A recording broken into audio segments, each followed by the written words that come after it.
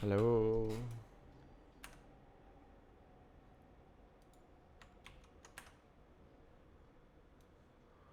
Yes, good.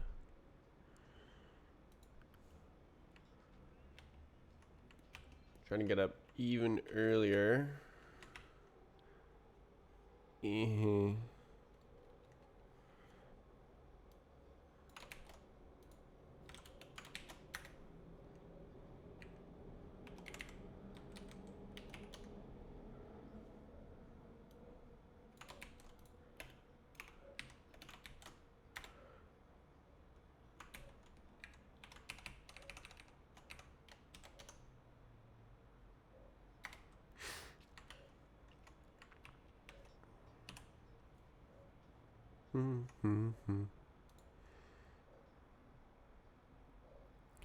Aha.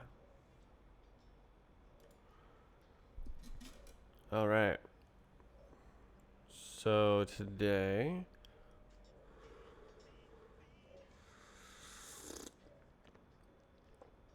I have an interesting project.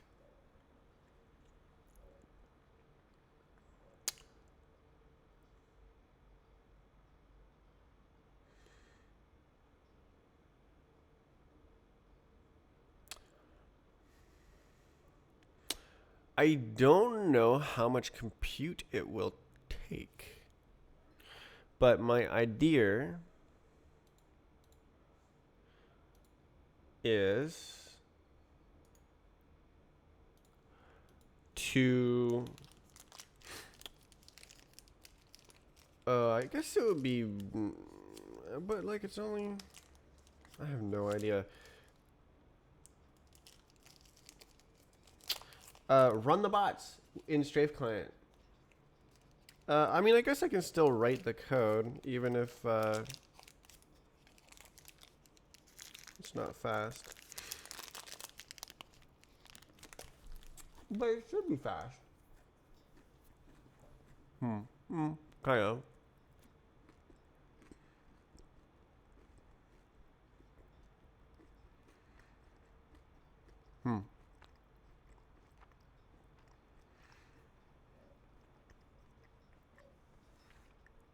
So here's the idea. No graphics. Load the map file. Read a Roblox bot file. Convert the instructions, the inputs to StrafeNet inputs one at a time. Run them. And then compare the position.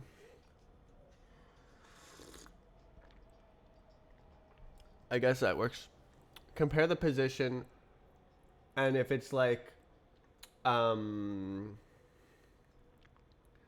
reasonably close for within several game ticks, within some radius, then keep going. But then once it diverges, it's meaningless.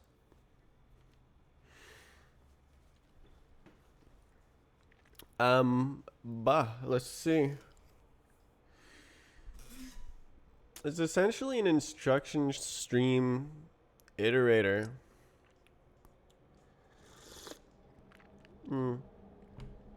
Okay, well, in the Strafe project, I have this integration testing, which this is the gist of it. Oh yeah, I would be creating a sniff B file. Sniff them. God, I cooked the hell out of that name. The file extension. Sniff them is still funny. Unforgettable. And it makes sense. It's StrafeNet file map. Makes enough sense. Sniff them. Sniff B is unfortunate because like Biznif, that's funny. What the hell is a Biznif? But I can't do that because it spells MSN, and you don't read that properly. So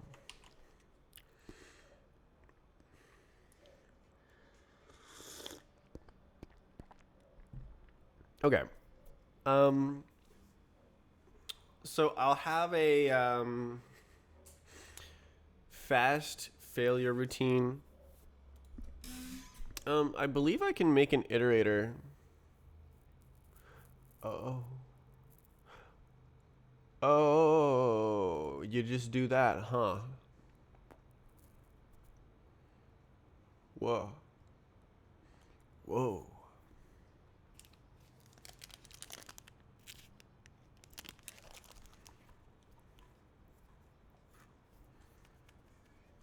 Hmm. Hmm.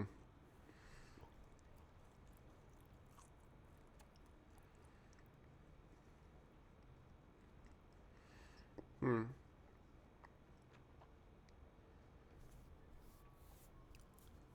Hmm. Okay.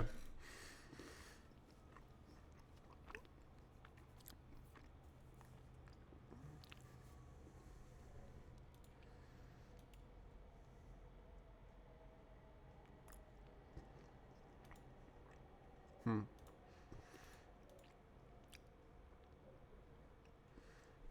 Hmm. Uh.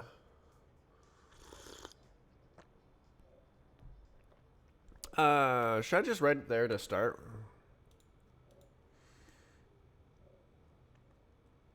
Do I delete these?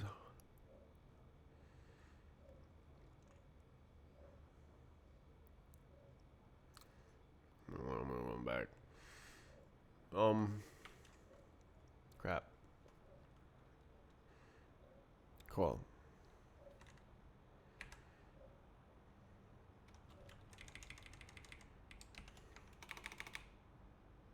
Oh.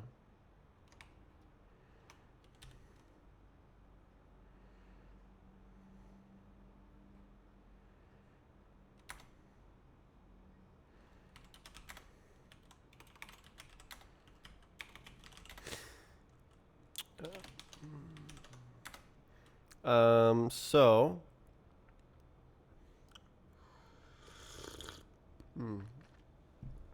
I could turn off that light.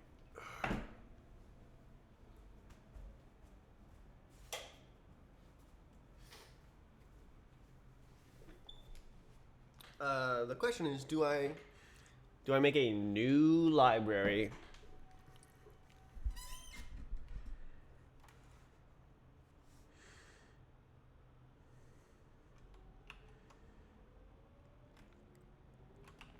Or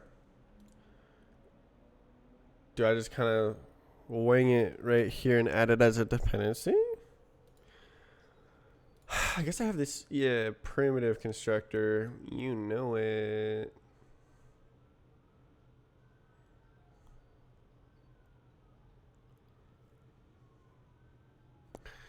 It's pretty external.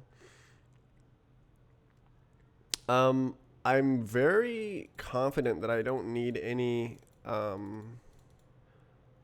other stuff.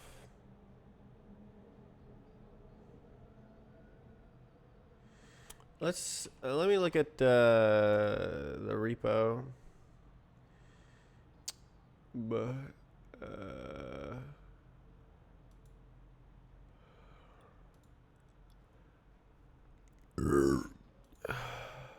okay, so the most recent thing is 3 months ago, and then let's see, lib last week. Oh, 3 months ago. Pain. Okay. Well, I actually have to check then.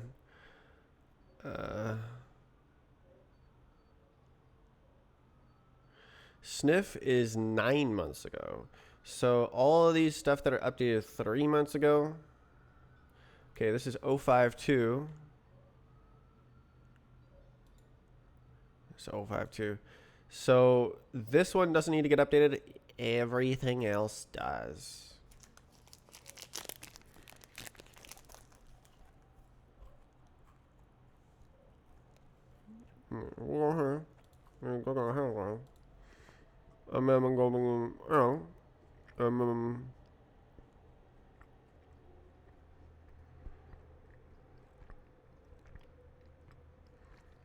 That's it.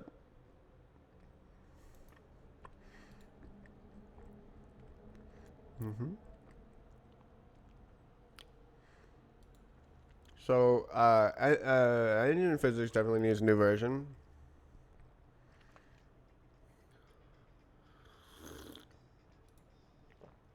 Yeah, Common also needs a new version.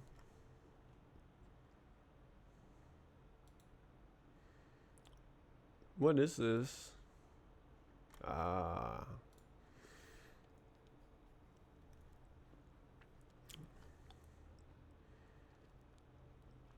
I believe this is a backwards compatible change, but not a forwards compatible change.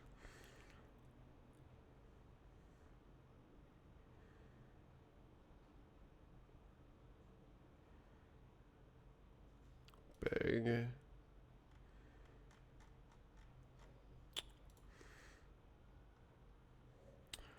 Cool. Okay, so I should release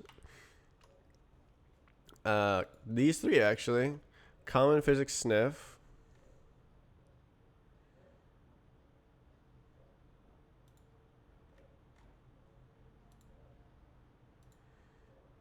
Um 7. It's probably not compatible. Uh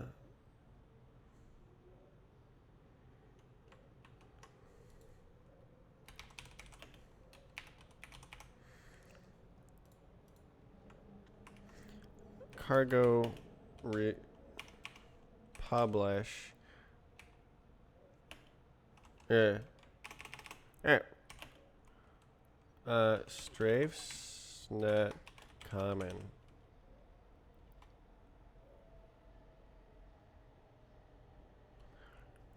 Oh, come on, Bubba.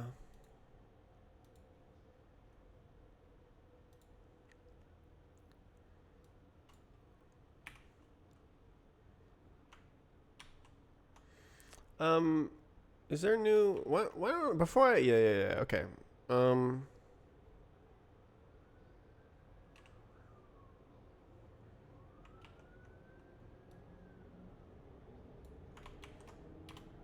Right.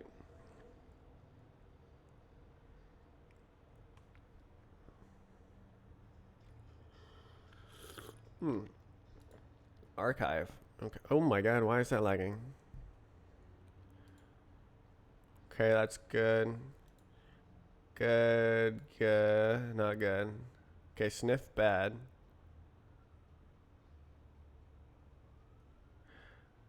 Right. Okay. So these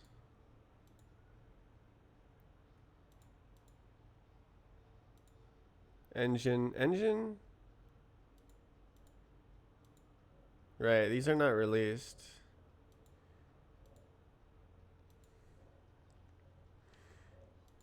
I believe I will need to do it on this one.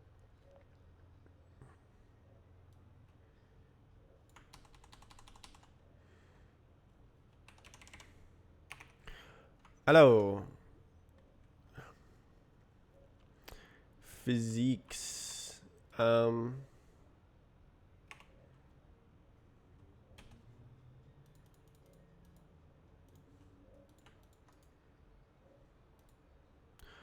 Okay. But before I do that,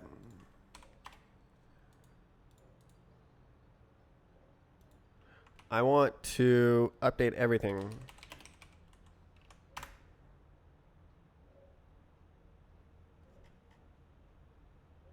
Glam.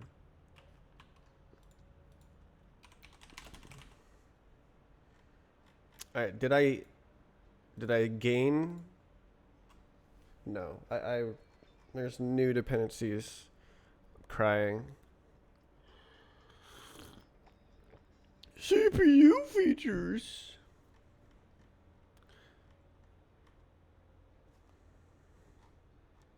Hyper.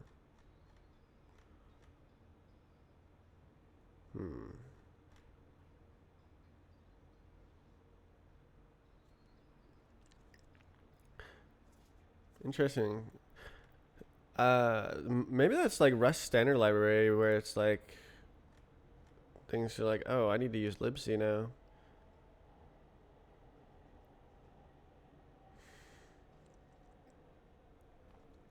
This is what I want to see. I want to see crates in the Rust ecosystem dropping dependencies. Just drop them, drop them, drop them. This is a replacement of the same thing, I happen to know.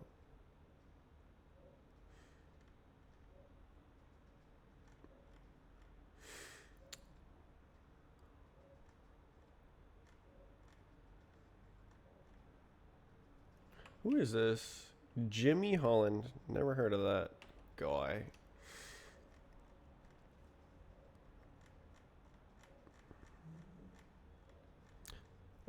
What a bad way to start. Alright, that's not that bad actually.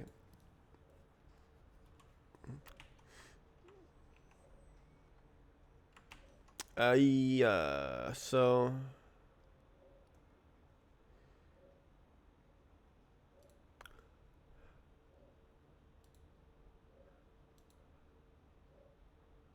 what am I doing?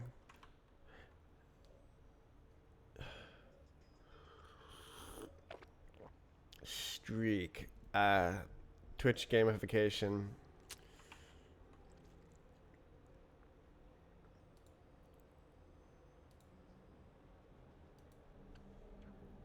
Okay, so I'm trying to publish crates so that I can use them externally and make a little tool.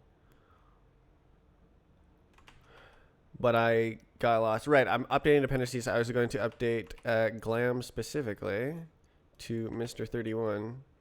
So I have to find Glam equals. I'm on 29 and there's 31. Oh, it's archive. I keep finding an archive.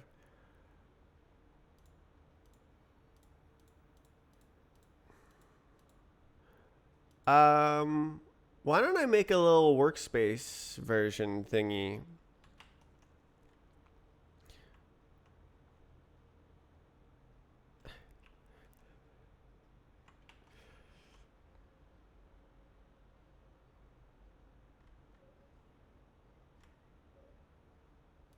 Alright, workspace. How do you workspace version?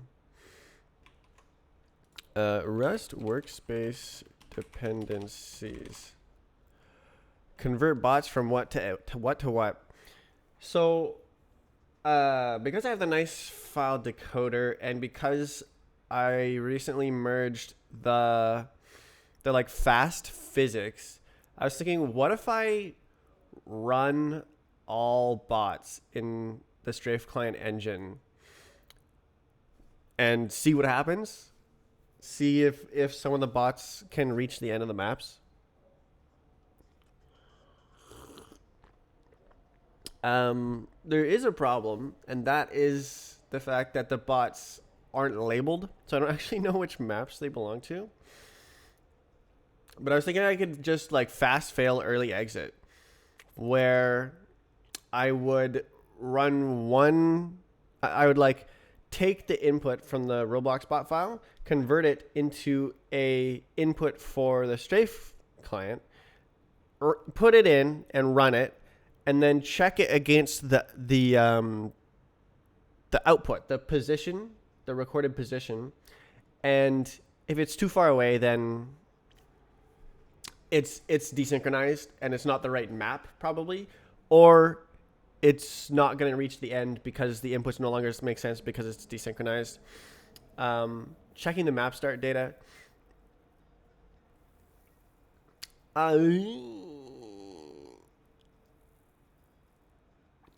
Well, it is my database. I could like manually connect to the database and go and do it, but its name was going to convert the authentication to use the dev auth. It's like this guy. So we would add another port. Your account has been disabled. We would add another portal just for the main game database, and it would just use the same system. And then I could create a new key just to like use it for my desktop. Banned from StraceNet. This is so sad. Oi. Oh my god. Works.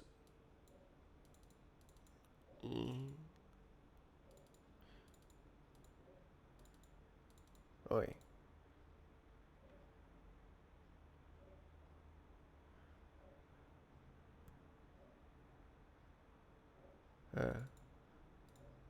Okay.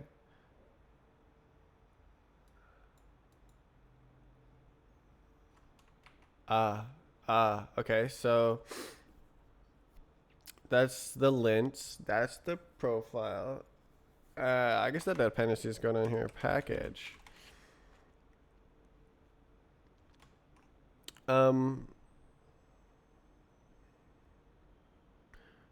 Wait. No, that's wrong. Where's the workspace dependencies? Workspace dot dependencies. You see, that's what I want to see.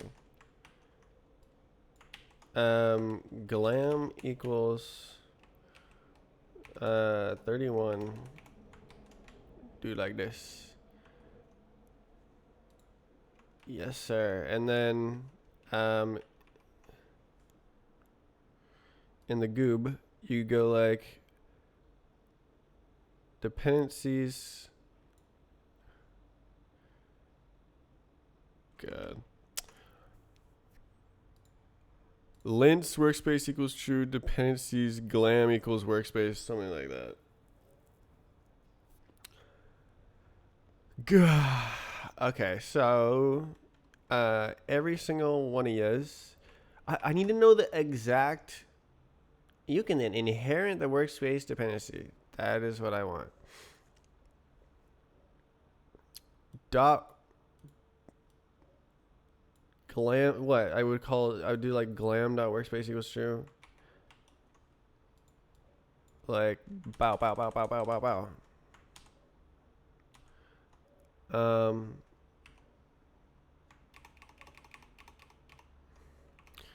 Workspace equals true. And then I don't have to update all 6 million.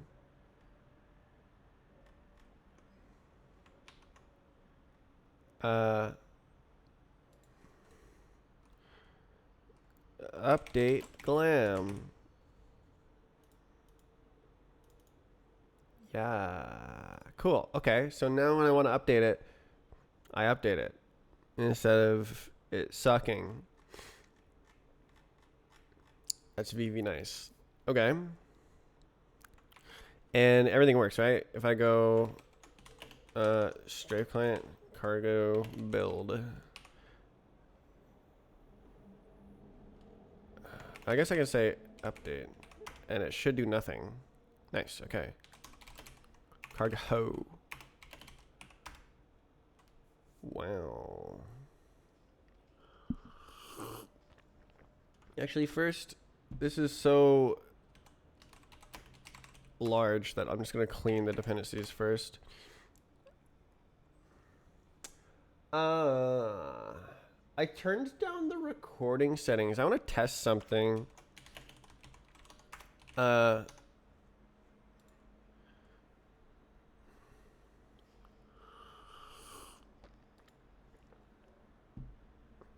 Oy. God, I can like see the entire code in my head of what I need to write.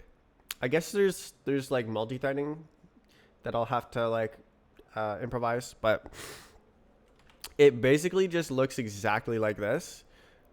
Load map, load bot, except it loads the Roblox bot. Run every instruction, and then there'll just be a little conversion function here. And then check to see if it's diverged. And then if it hits the end zone, Can I check the run? Physics state. I don't know. I might need to update that actually. Physics. So I was gonna. Yeah. Okay. Okay. So if I go full screen, does the stream die instantly?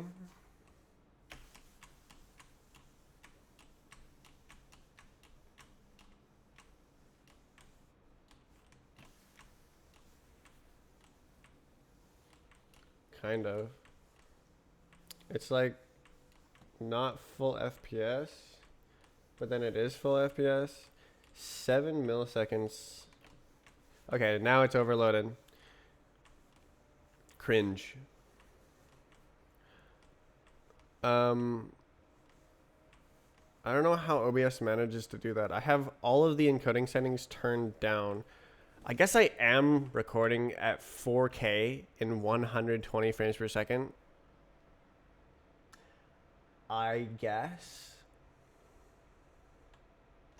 Corrupted double linked list in Mango HUD. That's new. Okay.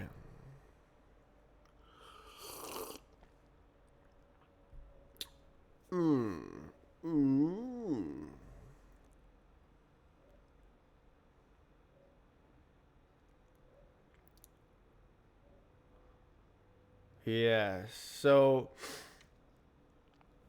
I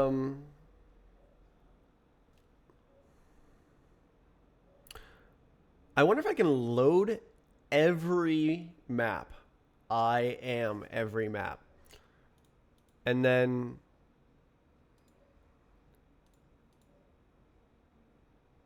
go like and like for each bot file test every map. This is gonna be a lot of compute, except it should fail very fast because it'll like hit a part or hit a trigger and then it's suddenly different. I wonder if any bots will be produced. Yeah. Like brick should work. I'll put a sphere of like 1 or 2 units, and I should also have a time sphere of like 1 or 2 seconds.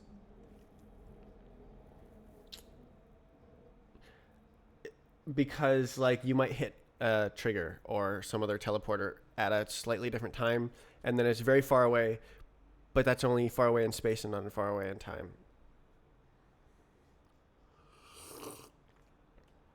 Okay. So then if it succeeds, I actually want to write out the bot file.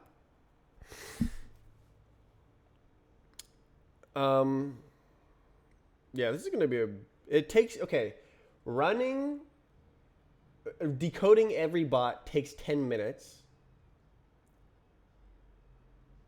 Simulating every bot, I think that 0% of bots longer than like a minute.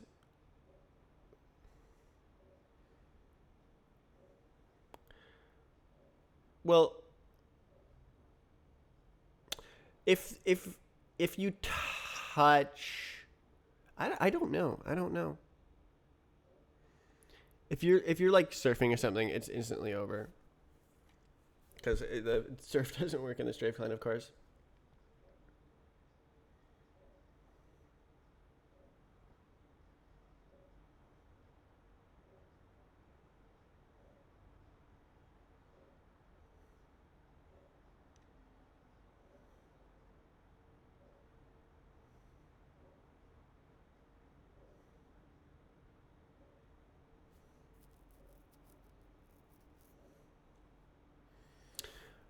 R. Okay. Now I need to like publish the crates.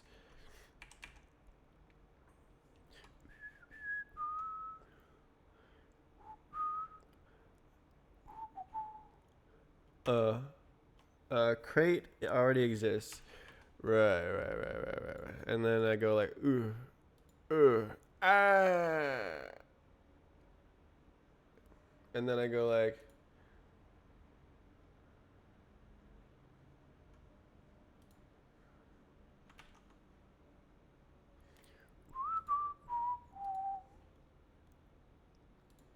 dun dun dun.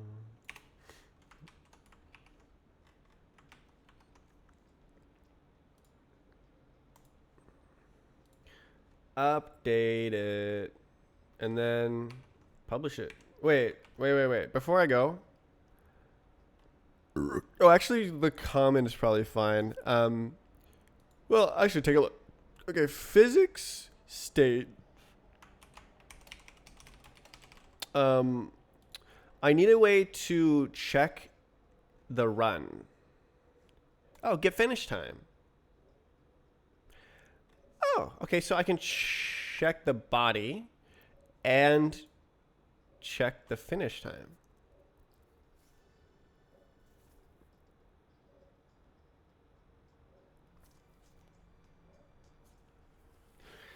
Yeah, I think I'll run bots to completion and then have like a little bit extra and just like let it idle for like a second at the end.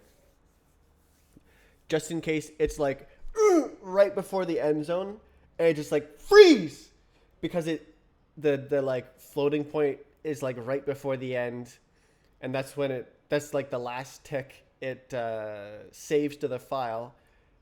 And if it just went for another half millisecond, it would hit the end zone. Okay.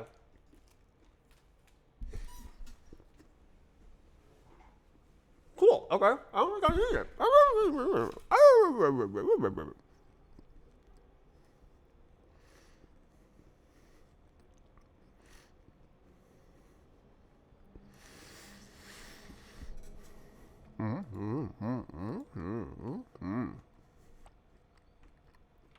Okay, I can probably use the library as is.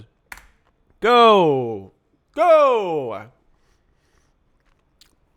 So I need 3 crates published here.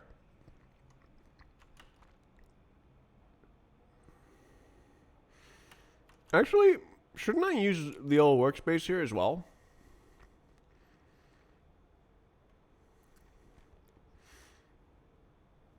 Yeah.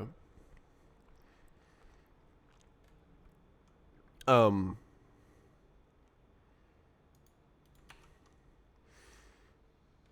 do I do that?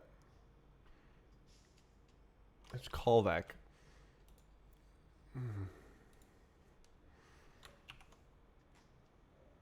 Oh, SOS ban.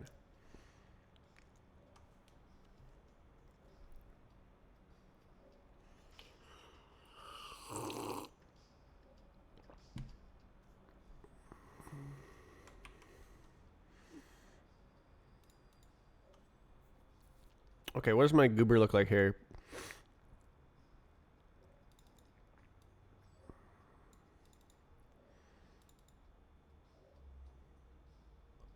Huh.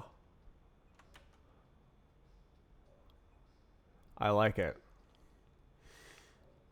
Okay, so we go like, what is up, my dude?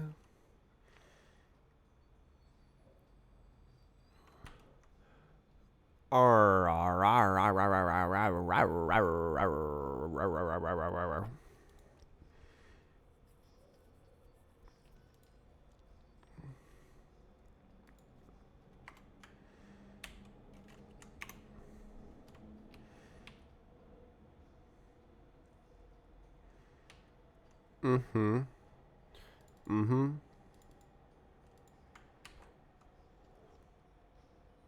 It's actually right here. Right here. It's right here. And then all of the other guy. We just do like this.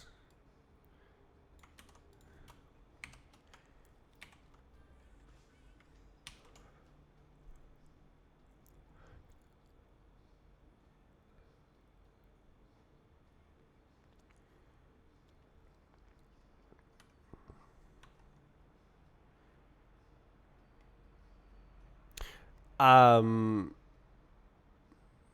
this has to be different, I believe, because like, look at this. Oh, package version. Oh, you can't just use it for everything. It's sucky.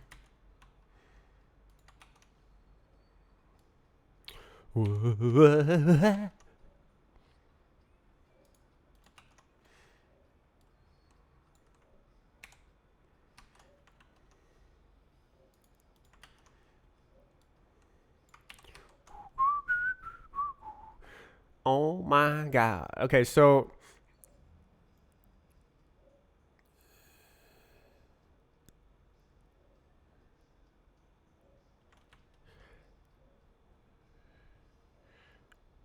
that's all of them, right?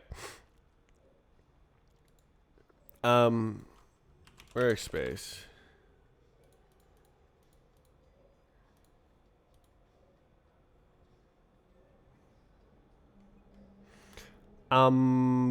Okay. One, two, three, four. Okay. Wait, what is that? Oh, the cargo lock. Okay.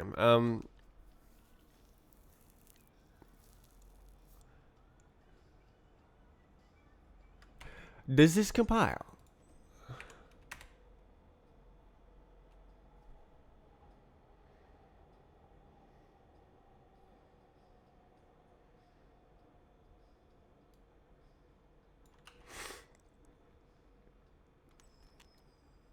Oh, oh.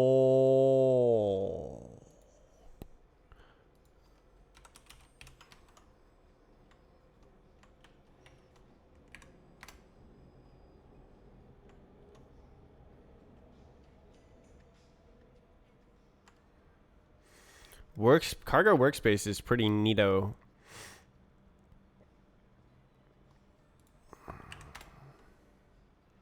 What's the hotkey to move this window here? Is it Alt J? Oh, that's okay. That's to change focus.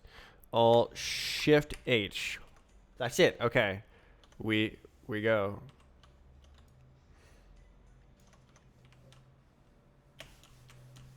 Why is the FPS lower? Is that from updating dependencies?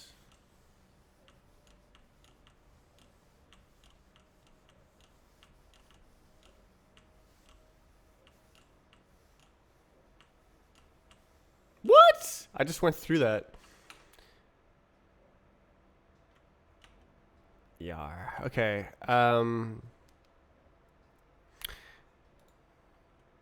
A.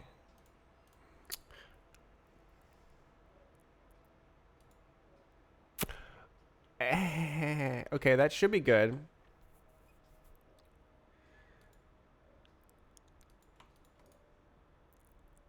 Do I want this? I already published it. This is the version that was published. So I think it's okay.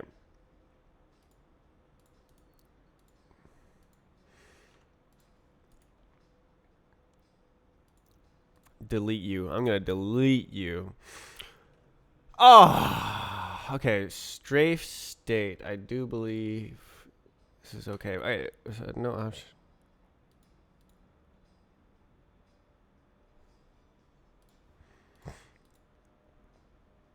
Okay.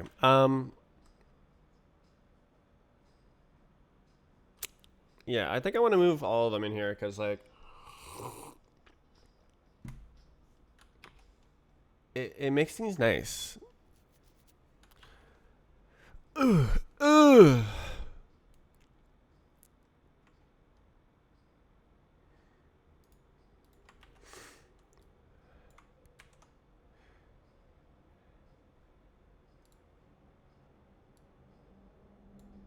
Yeah.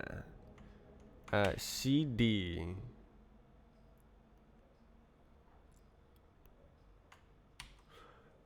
Oh. Oh. Um. Lib.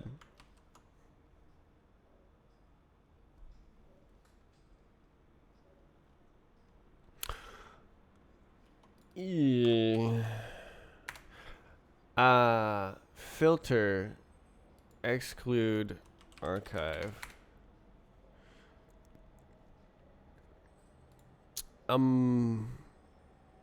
Oh, equals.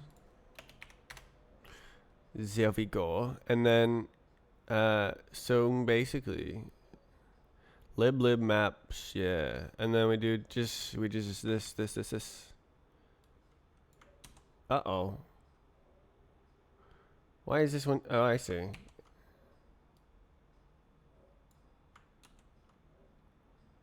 Optional. What?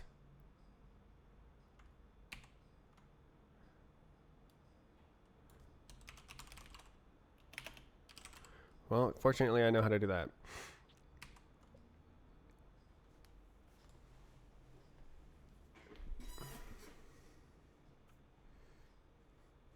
Okay, next.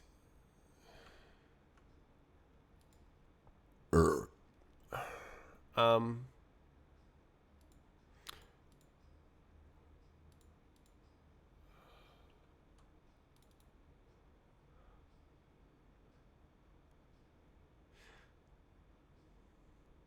So technically, that is here. Has that been updated?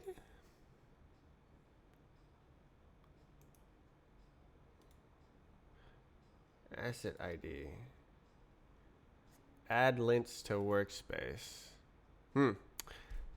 No.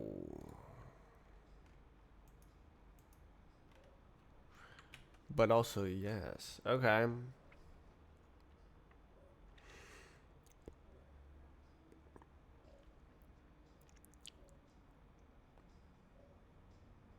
I don't think I'm gonna update it. I might update it. Okay, it just doesn't matter very much. I'll leave it as is. Bobux emulator.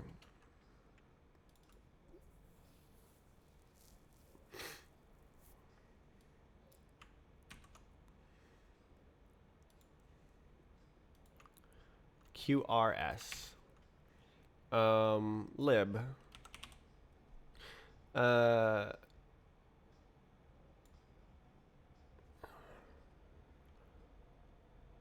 do you mean default? Okay. And then this is workspace equals true. Workspace equals true.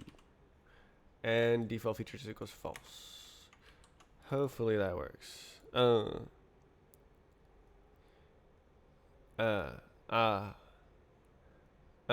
Deferred, yeah, okay. And then we gotta find it. Workspace dependencies, and that's it. Okay. Well, okay, I guess that makes sense. Maybe I don't do that then.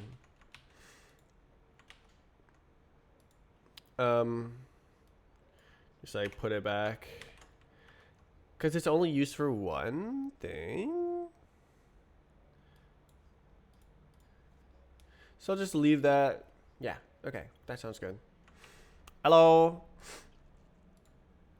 Go next. We go next. Okay. So that one's done.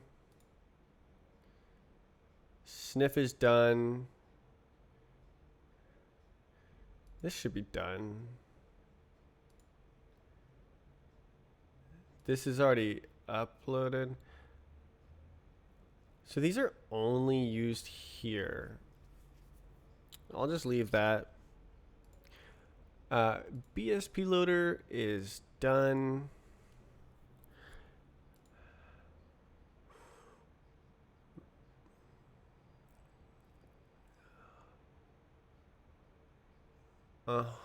Okay, this.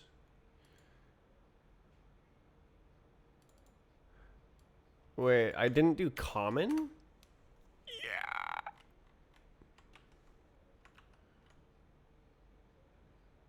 Didn't I?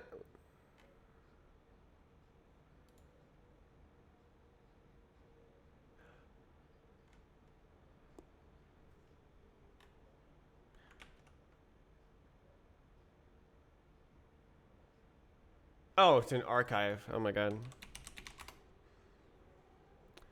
Wait, it's still there. Oh, workspace dependencies. Wow.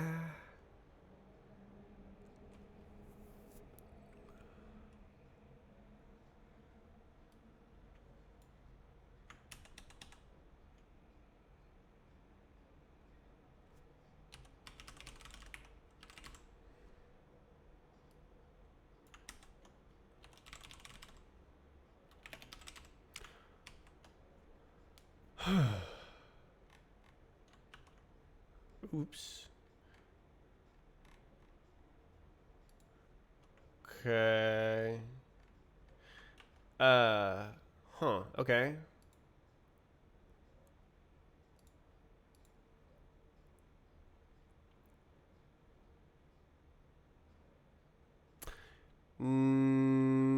Next. Go next. So now. Oh my god. Basically, all of these are gabagodos.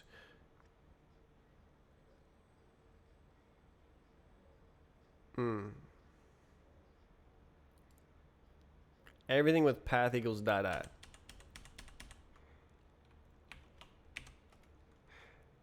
Ah. And anything that's not optional can... Ah! What was that? Control Shift M? Huh? Control M? Huh?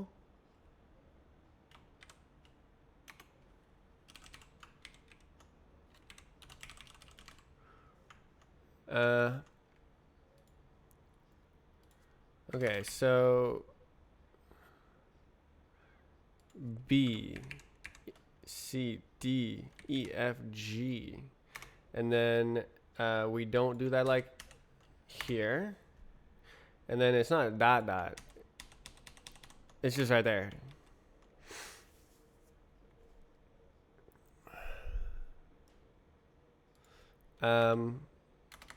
Lib.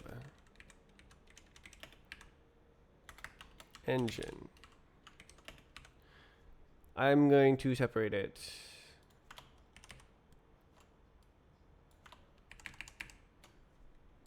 Cool. I think that looks nice.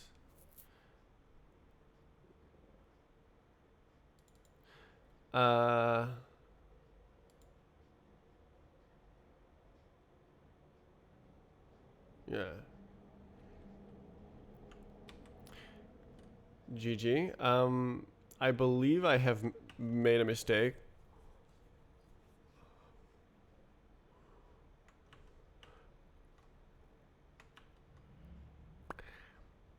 But it's okay.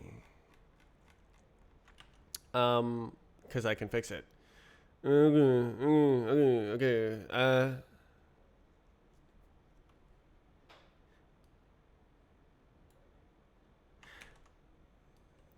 Ah. Ah. Ah. Ah. Ah.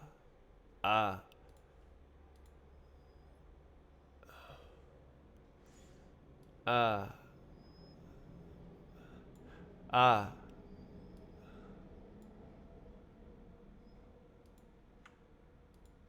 Ah. These are good.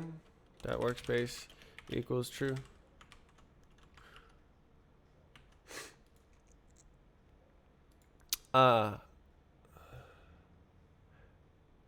So that was the map tool. Then we have integration testing. Sniff.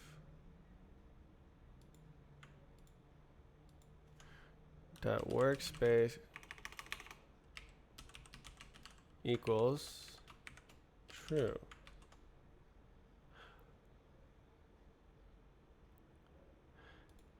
And we can do that here. Common workspace.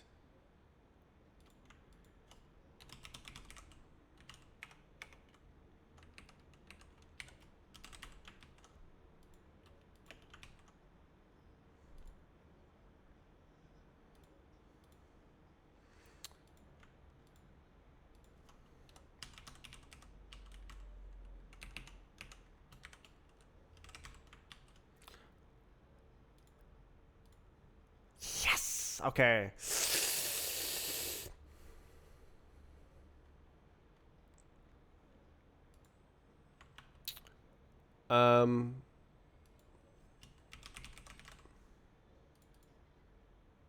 Good. And then we go like Control Shift F. Hello. Workspace equals true. And Control Shift H with dot workspace equals true. Replace them just for like formatting niceness. Okay. And then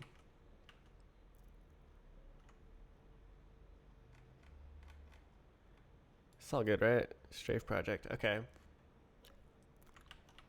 Okay. I think it doesn't build anymore. What? Okay, we're good. I didn't make any mistakes. Okay, so now I should search for path equals M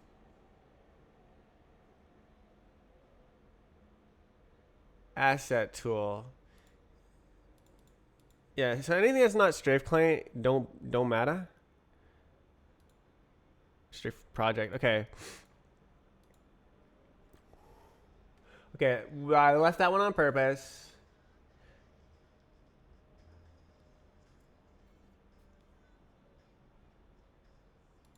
We'll leave that for now. Loader. Ah, yes, I left those as well. Okay, I got everything. Woo! Okay.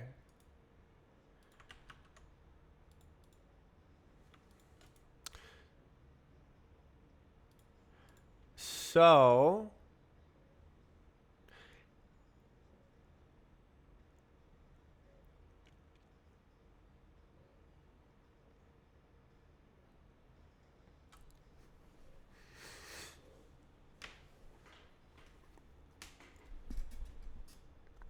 good.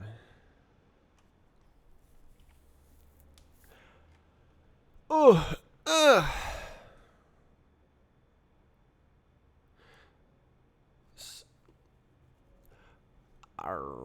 I. This is upsetting. Okay, did I get all the optional dependencies? Let me just go through this. No optional there.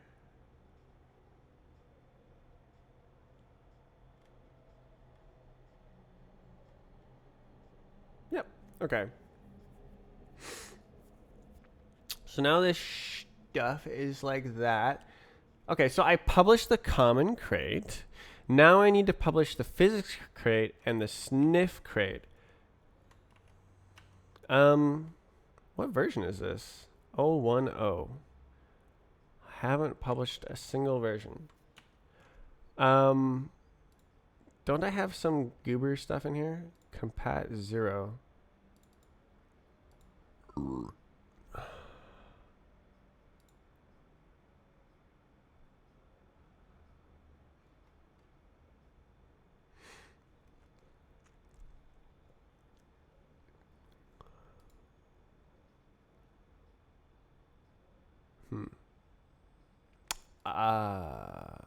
I'll need to think carefully about that before I start. Yeah, I don't know.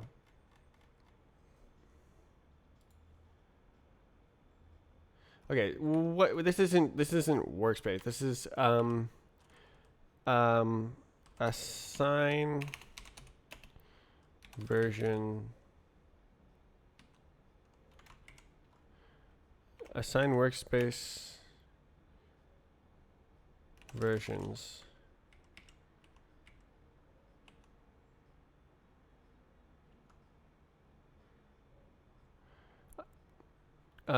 Provide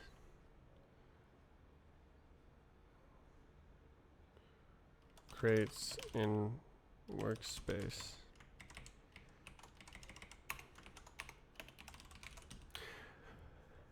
Something like that. provide is a little weird. How about specify? Okay. I'm surprised I didn't make any mistakes. Okay, so now I need 3 men, 3 guys. I need the same as this one. Men. This guy, and this guy. So I've already published this. Now I need to publish sniff and physics. Yay. So there's 2 spots I need to update. I believe this is incompatible.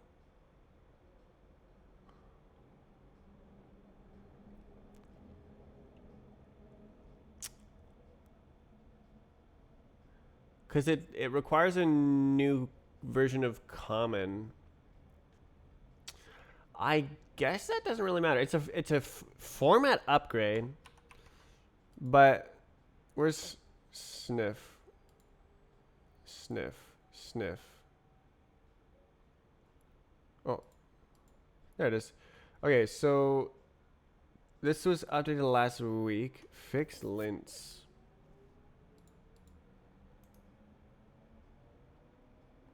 Nine months ago. Okay. Update common.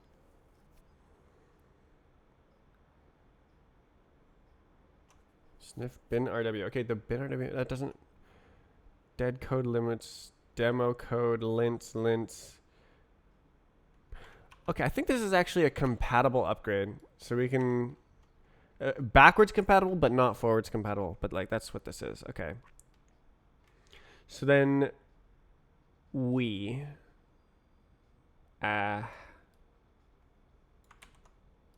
what version was that? 3.2.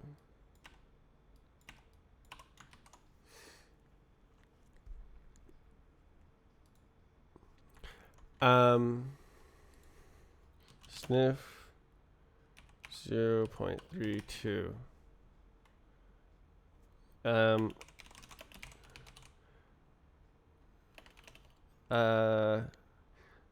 There's one extra control. What is it?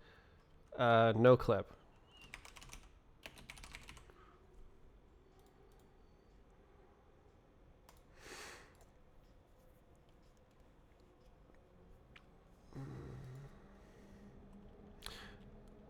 I guess the update is there as well. So sprint control, it is what it is. Strafenet, sniff. Surely. Downloading one crate. Oh, common. Oh, obviously. I see. Okay, that worked. That's pretty epic. Okay, and then the last one is the old physics. I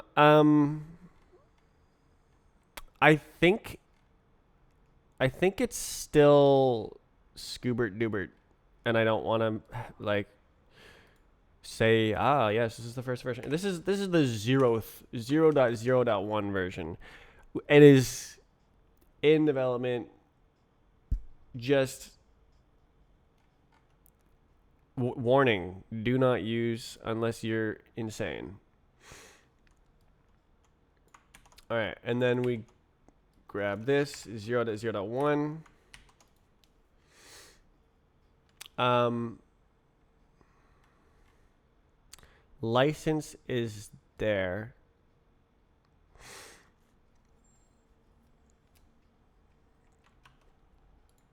Okay.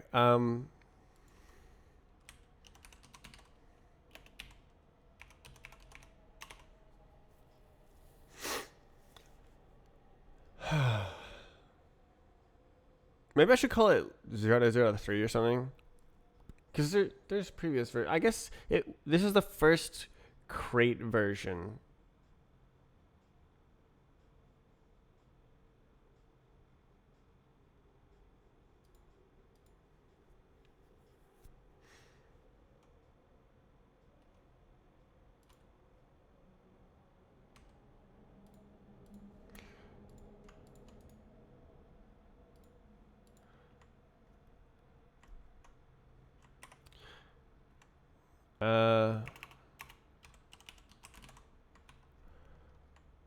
Wait, did I just call it physics? No, I call it strafe physics. Oh my god. Okay.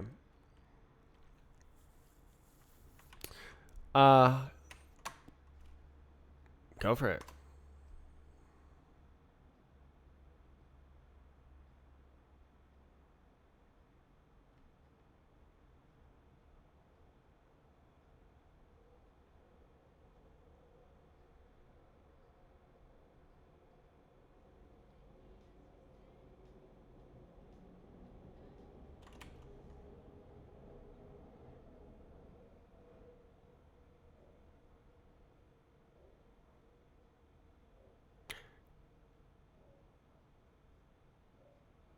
I have to do the whole thing again.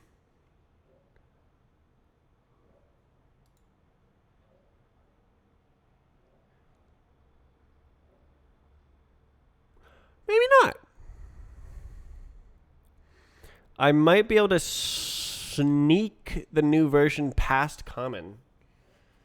Because it's apparently a compatible upgrade. Really? They have City Pop in this playlist? Well, the ones that I left alone need to be not left alone.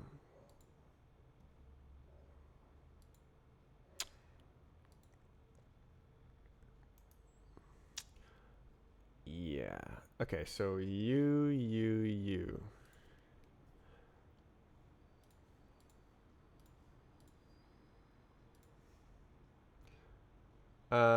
3 months ago, Lints. So ratio probably stays. Linear op stays.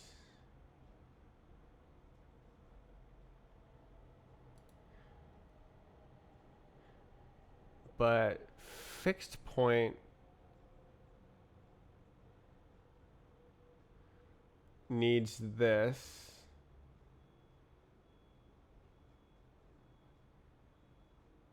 So I need to mint a new version of fixed point. Okay, so we need to path equals exclude archive.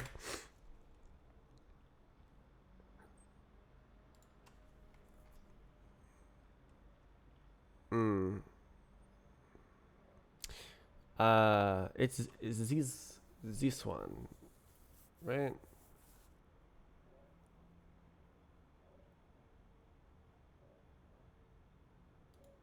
This one. Oh, I see. Okay.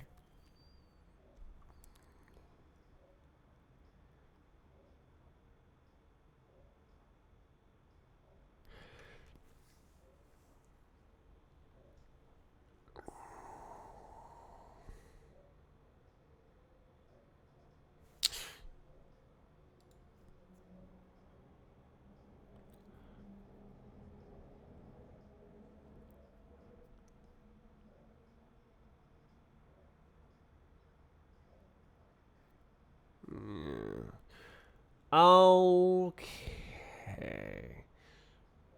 So we've got ourselves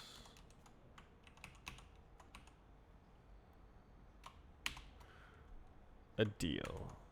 Ah. Ah.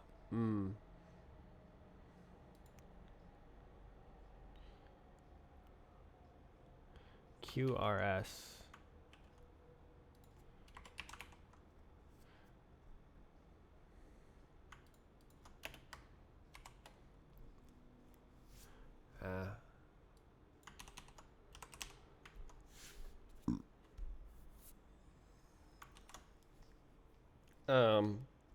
Dang. Okay.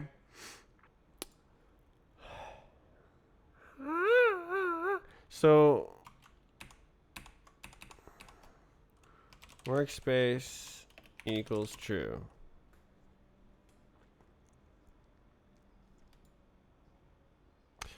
And then we can say that about this guy as well.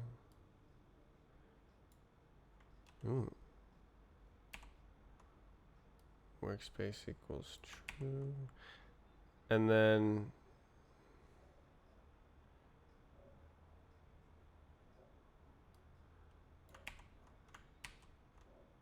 uh, uh, uh, uh. Um,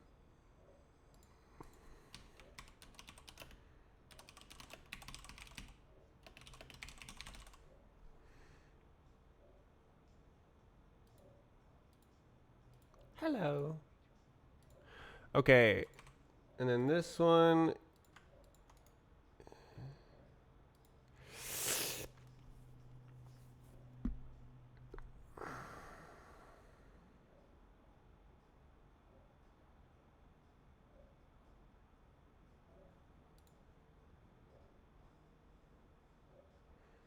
Okay, so I need to publish a new version of fixed wide, and it should be backwards compatible, but not forwards compatible. So then, we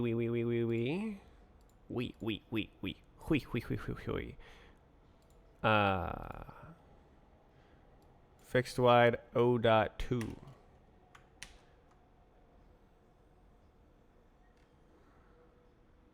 Help. It's right here.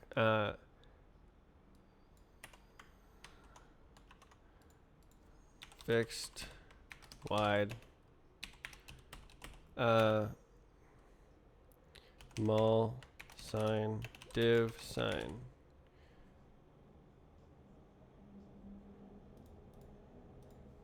Surely. 2.0.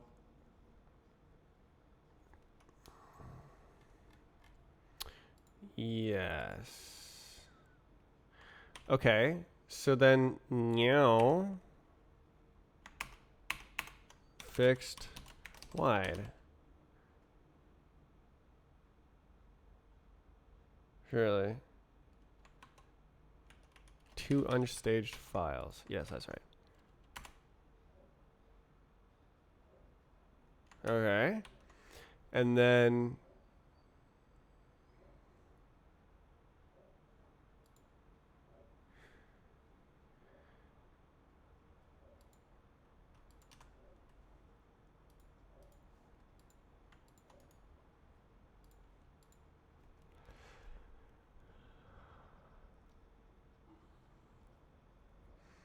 now physics.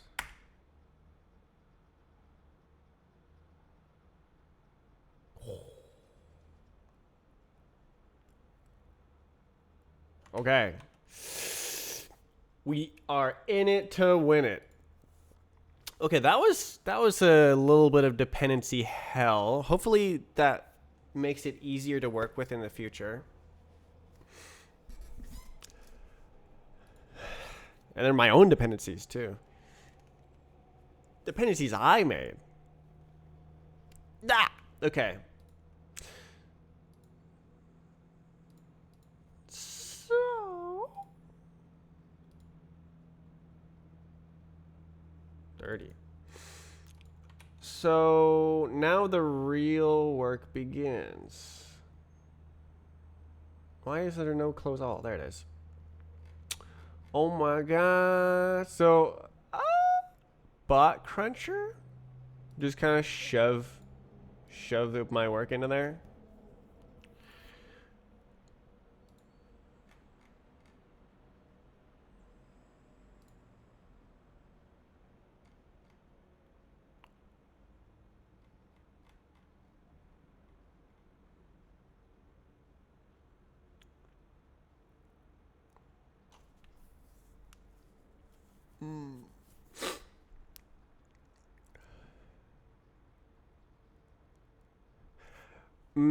I think I remember there's some precedent in the map tool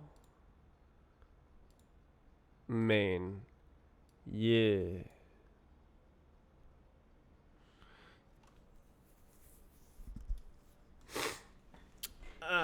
So I could make it like as a parsing thing and then like create feature.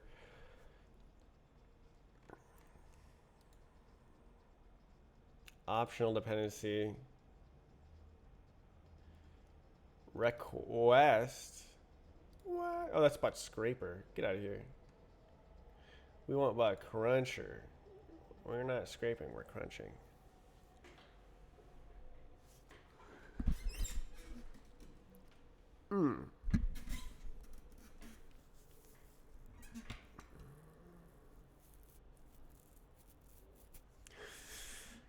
Do I squish it in here? Bot cruncher. It basically is crunching bots. That's. I will definitely be using code like this. Prefetch queue.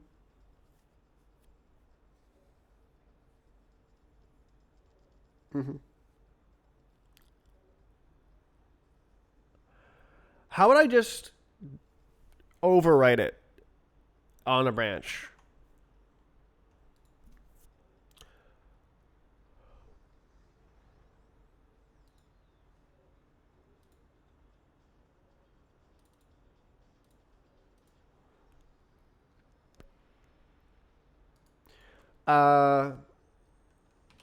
Strafe snap. Okay. Ooh ah. So now, bot cruncher. Yeah. Cargo something. Add StrafeNet physics. What? And then cargo add StrafeNet sniff. What? Cargo add.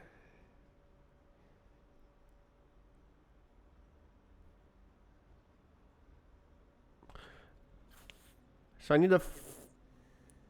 I don't know. I might need common. I might not. Uh.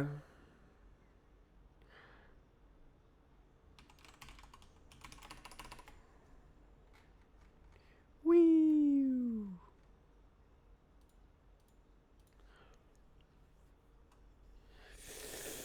No way. Okay. And then the integration testing has got the move. It's got the move. This is the move. Mm-hmm. Okay, so no, none of that. Prefetch Q64. Insanity. Available parallelism. Tally. We're not. Duh.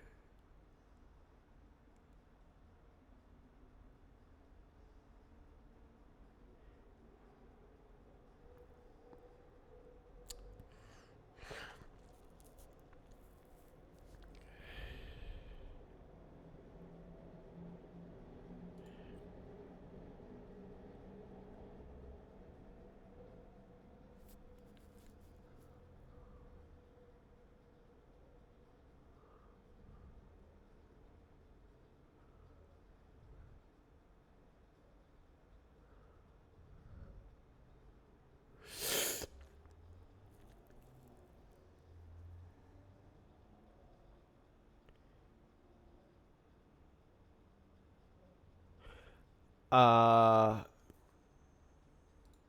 Okay, so this is reading the file.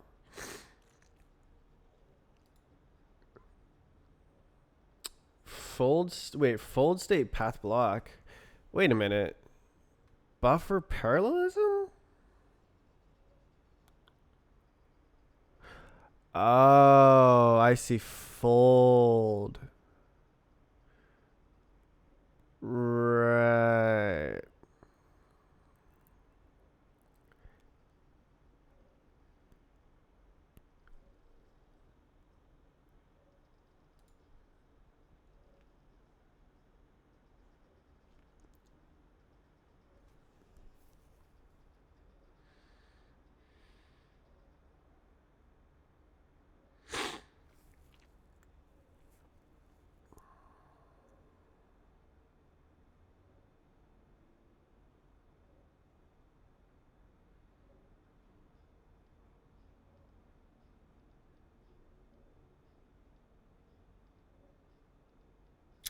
So reading the files is almost not a problem.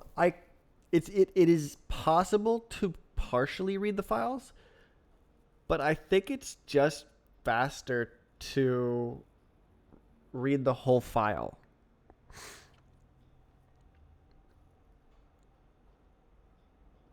Because it's such a tiny part of the operation, the simulation is going to be what's taking a long time. Oh, so we're not going to fold. I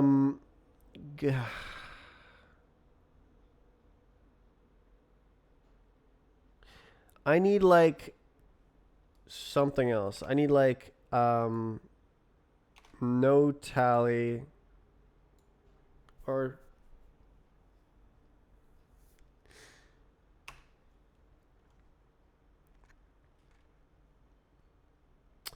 I need it. So this is try for each concurrent. Available parallelism. And go for it, my good man. F.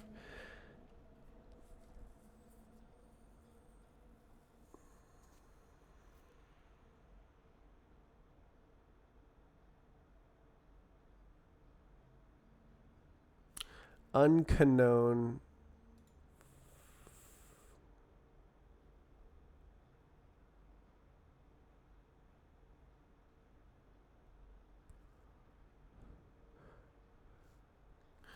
Uh, what's this? Oh, that's that. Okay. Why don't we make it a function? Cause like, geez, G Louise path. I don't know. What is that? Path.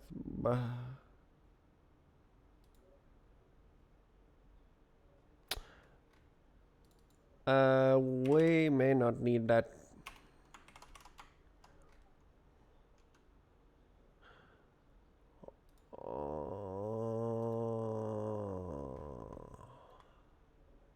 Oh.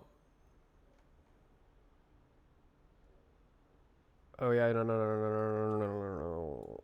We don't need any of that. File is vacuate. Why can't it see that?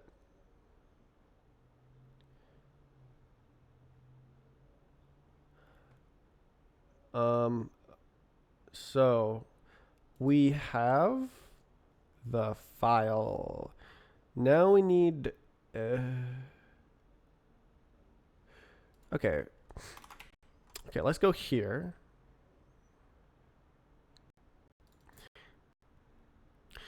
So there is no bot file.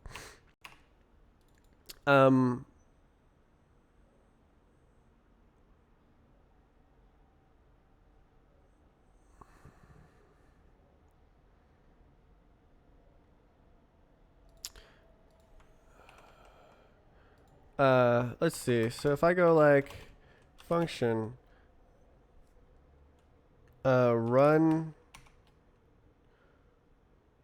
Roblox bot in strafe client physics.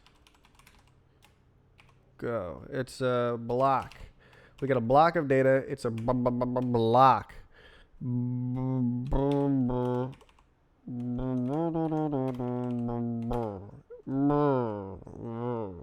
Ah, it's V0. That's very nice. Okay. Yeah. And then it does something like this. Oh, yeah. Okay.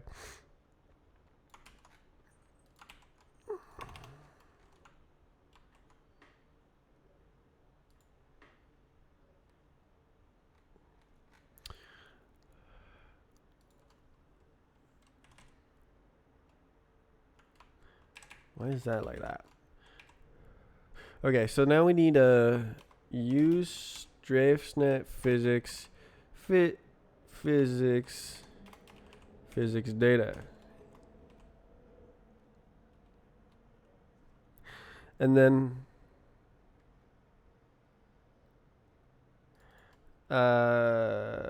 Tokyo FS read.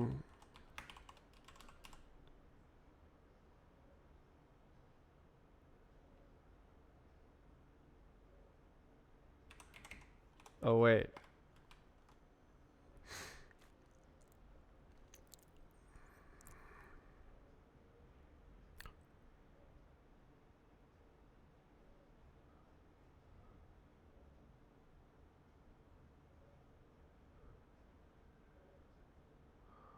Sniff.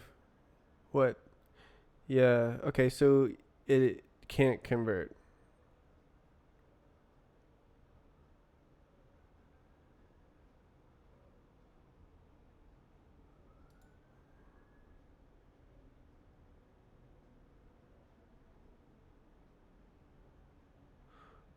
Oh. Oh, okay. Well, go for it.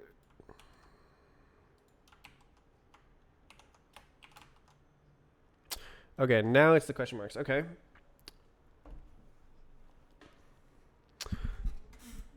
Golly. Okay, so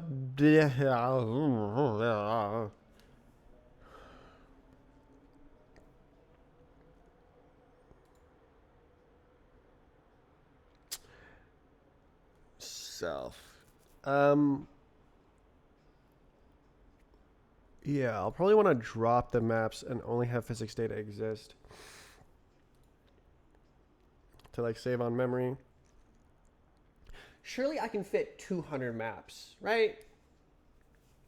Surely I won't use more than like 30 gigs of RAM. Surely.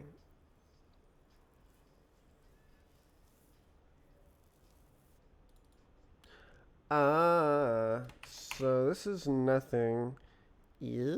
Match result. Spawn blocking.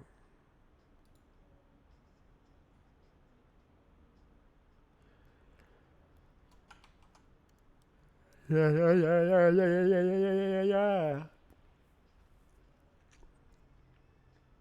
Um.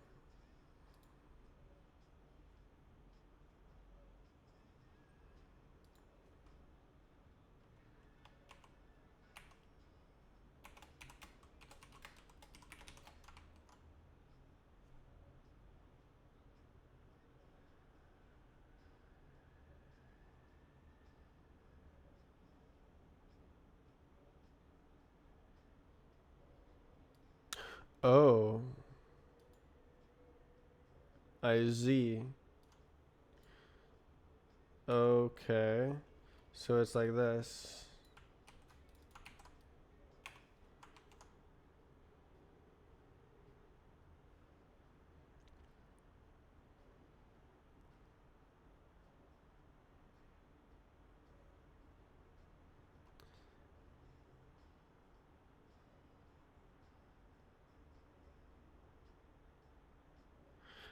I see. Okay. So we good.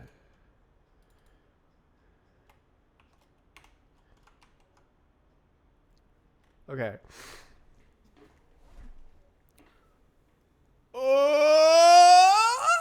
Okay, so physics. Physics. Physics.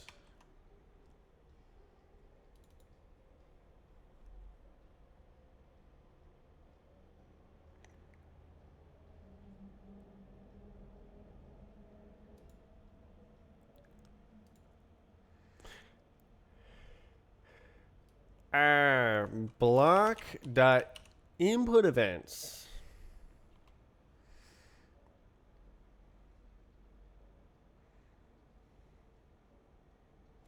I will need common.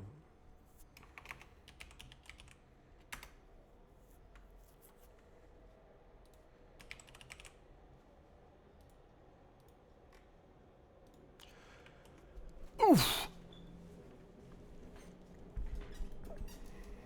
Okay, so we're doing INS. Well, physics context.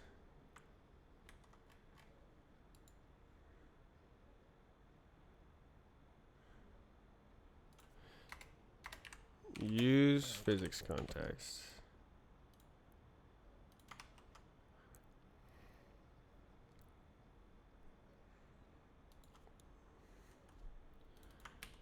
Physics data is real. Physics data. And then we do, event.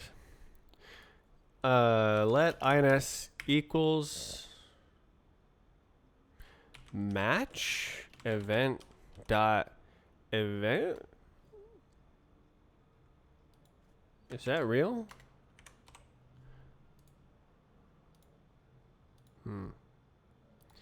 Dot game controls mouse pause.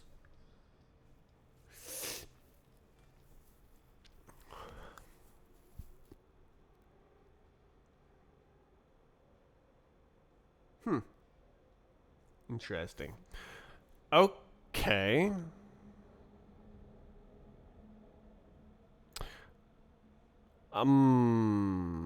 Brum. So I can like iter last or something.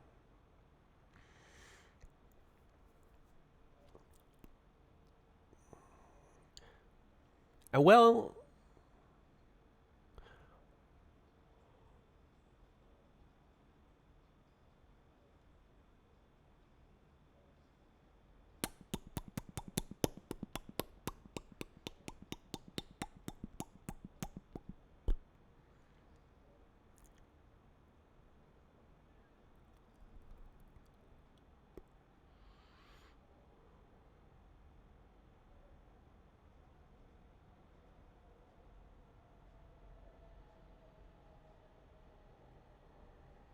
X or yeah. Okay. Wow. So we can do last controls equals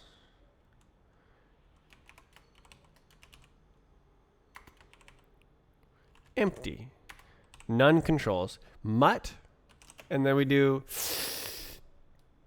we can just send the mouse every frame. Um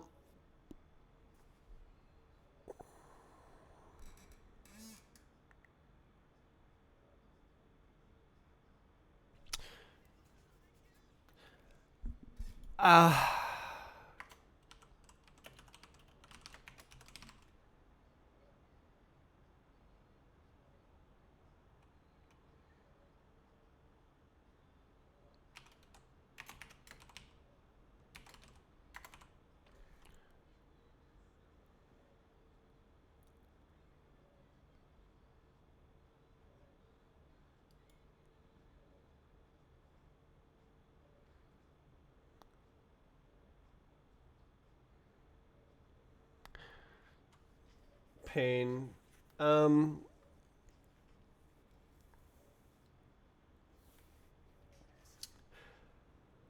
Okay, so it's more like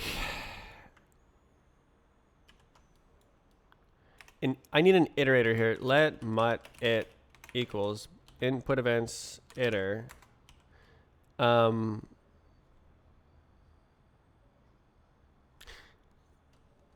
then let sum first equals it next else go away type situation. And then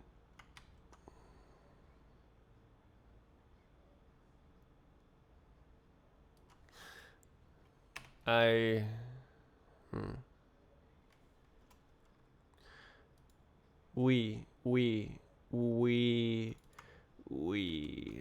grab first event mouse pause.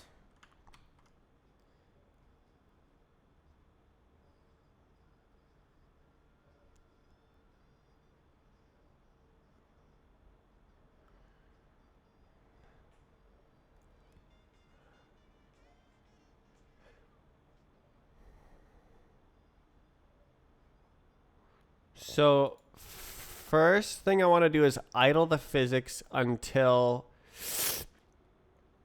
the first input is. Oh, the first thing I want to do is set the position.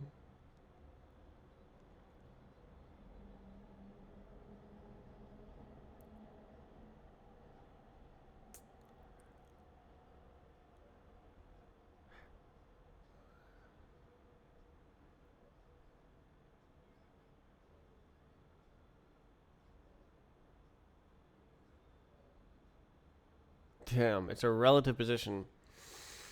Forgot about that.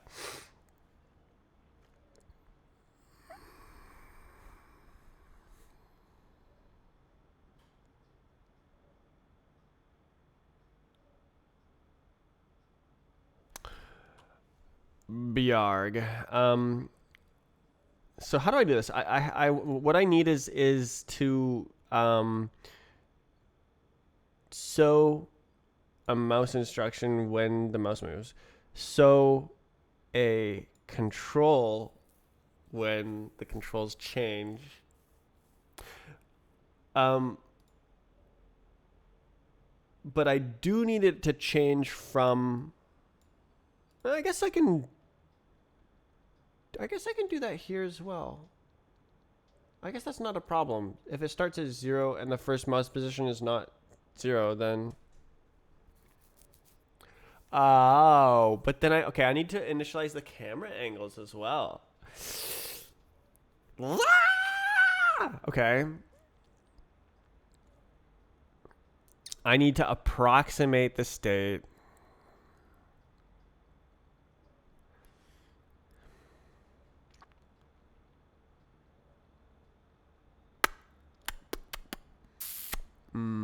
I did not realize. Okay, so I believe I can do with new with body, but I can't do anything about the camera.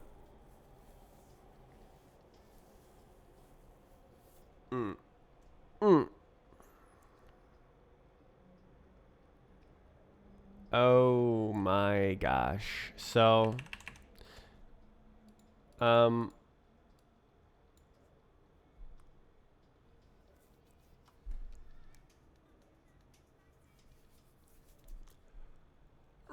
excuse me.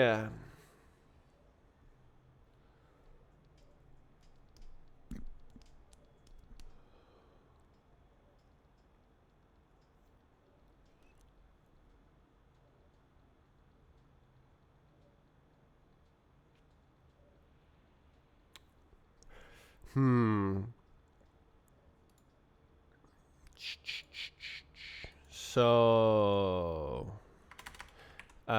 initial state.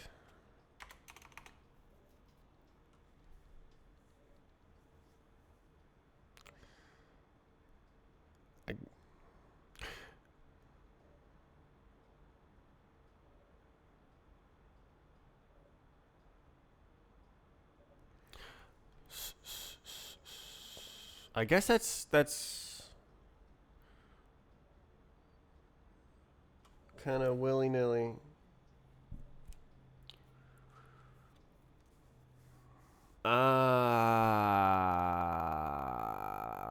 Yeah, okay, this is the initial state. So it's like some input equals block dot input events dot first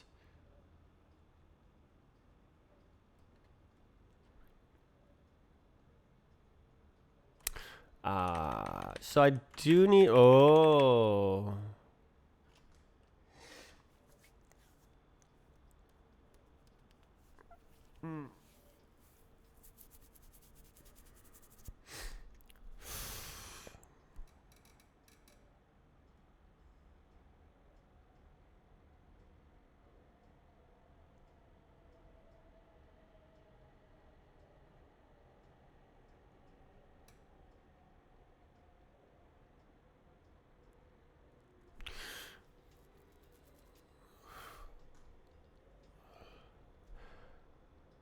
this is tricky.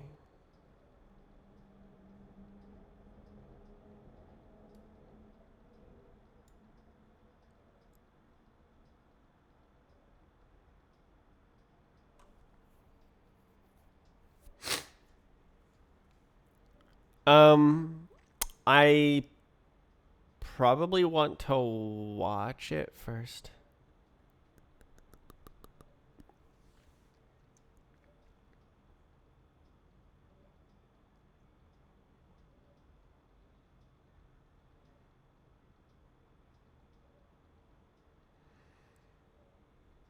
This is very tricky. I did not foresee these complications. Okay, let me just try writing some BS. Let's see.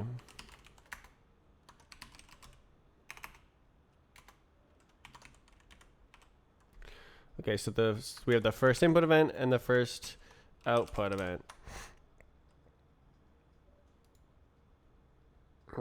And we want to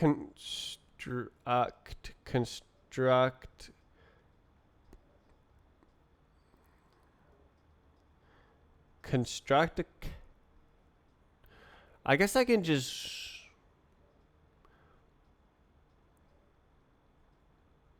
move the camera. Can you move the camera? Physics.camera. No.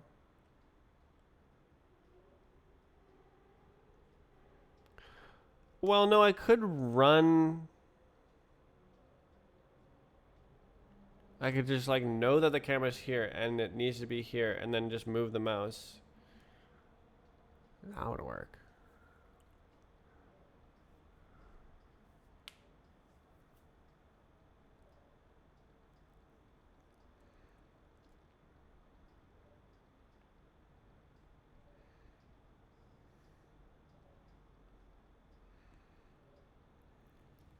This is when worlds collide. My Roblox game and my strafe client.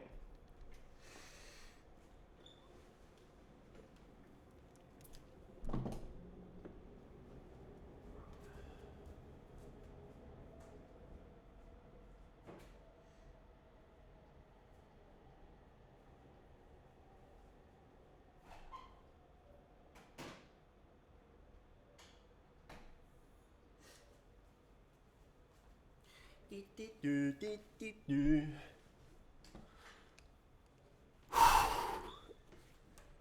I thought it'd be off to the races, but I have to set up the physics state to make sense.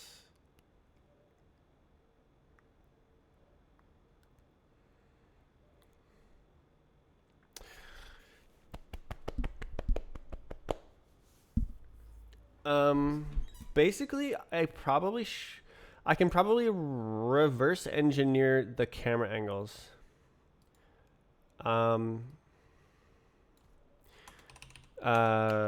Reverse. Generate an instruction that will rotate the camera to match output.camera.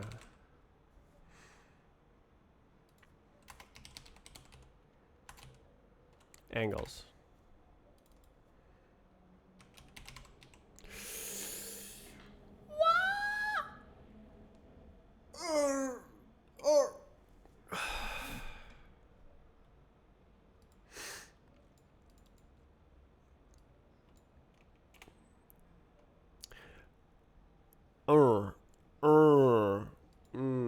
Okay, so let body equals physics.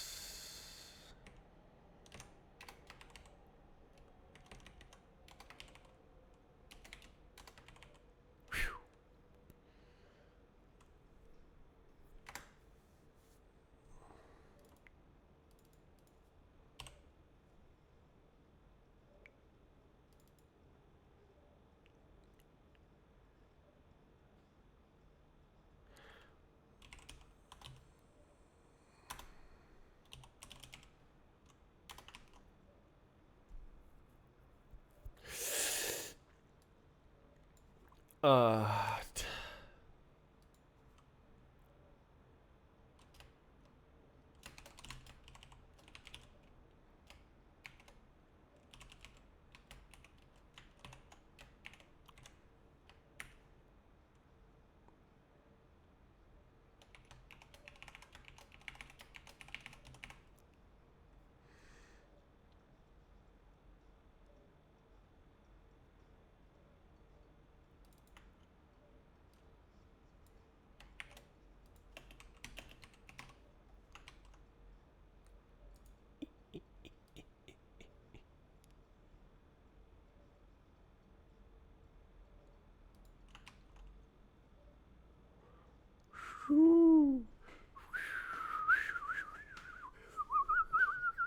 Okay, now position and velocity, output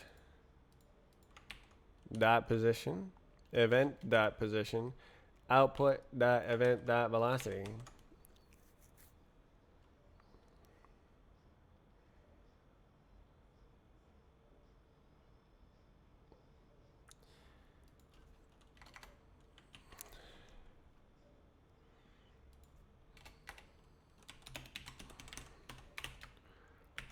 Um,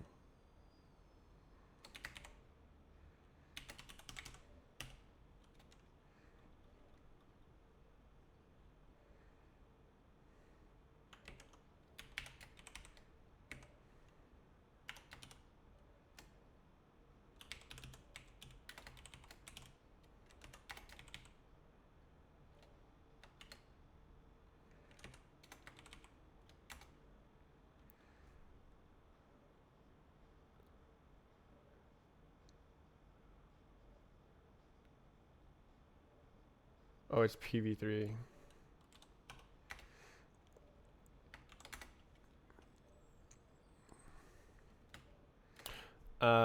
Definitely.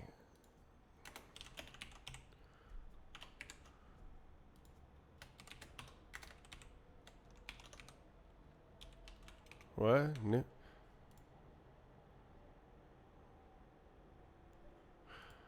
Okay.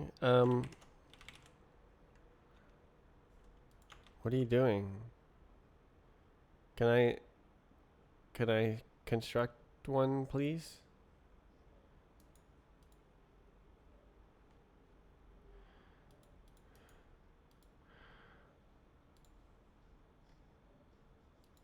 New.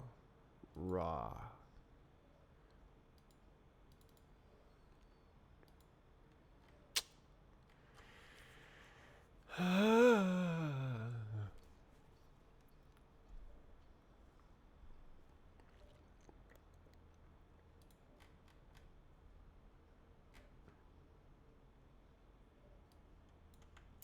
Oh, oh no, that's correct. Oh my God. Okay. Um.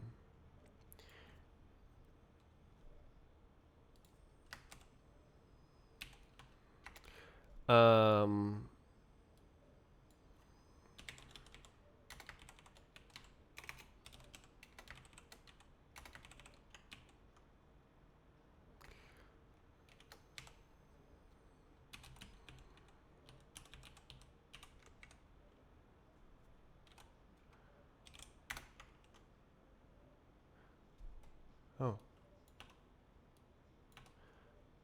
Okay.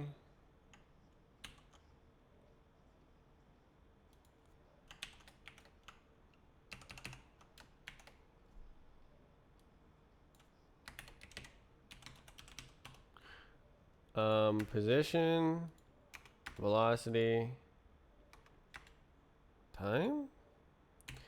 Right, because there's no such thing as acceleration. Wow. Well, there you go. Okay, so convert the position, convert the velocity.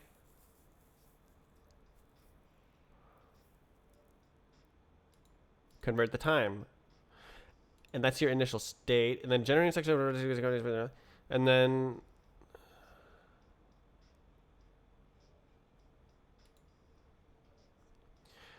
um, after that, generate an instruction for each pressed key.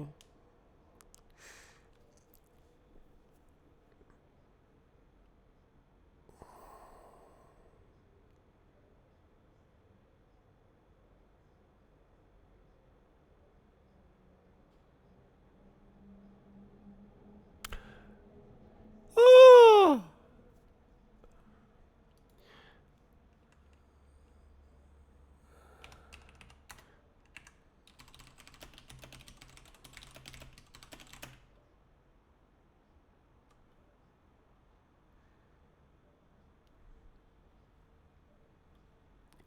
I don't even do I have styles?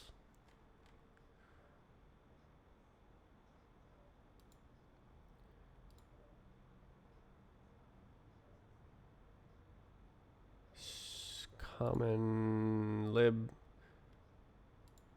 style. Do I freaking have like W only? I don't even got it. Could you pub style modifiers controls mask? Oh my god.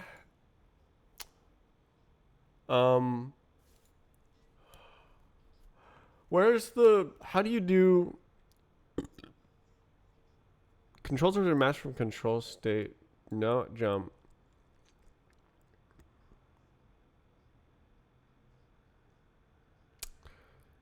Strafe settings controls, right?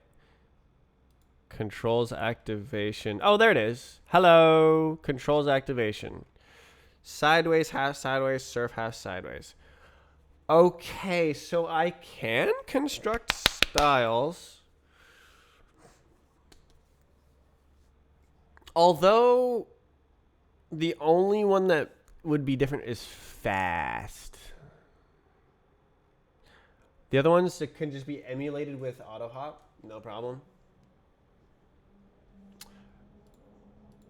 It still would be good to do that though.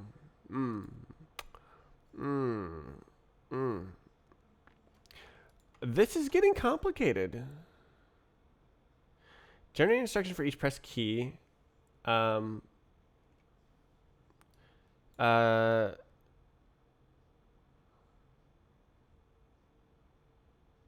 State initialization.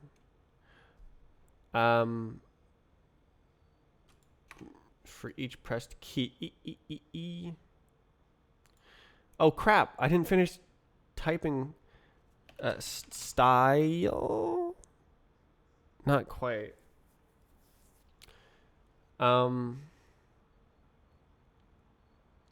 Sensitivity. That's right.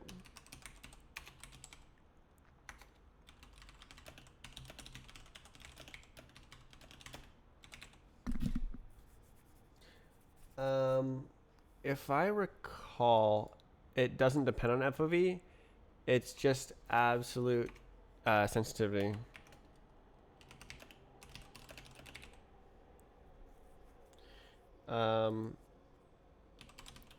Sensitivity is also based on FOV in rbhop, but pure in strafe client.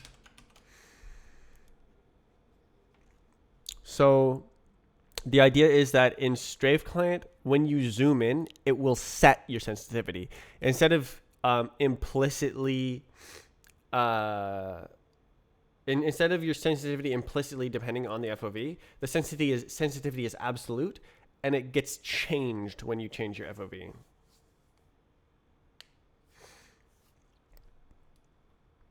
To like match the behavior, but have the pure sensitivity. But you don't change your FOV in Strafe Client. You can't. Okay.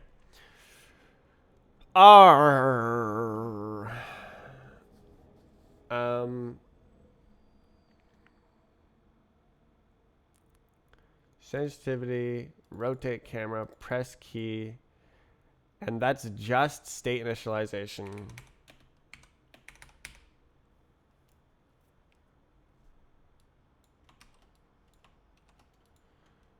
And then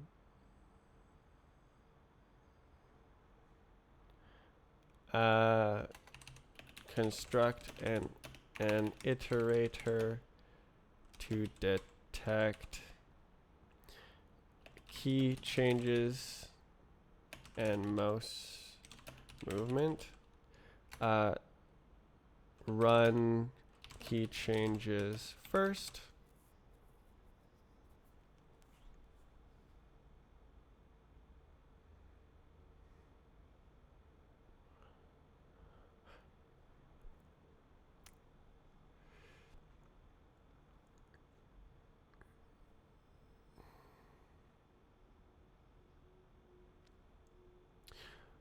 I think I want to run instructions less than the current what is it called? Instant. So we go by nanoseconds, and strafe ticks happen every 10 milliseconds.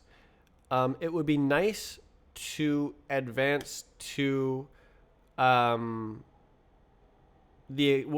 I advance time, it doesn't include the current instant. So when I say like advance to 10 milliseconds, it'll go, you mean just before the strafe tick.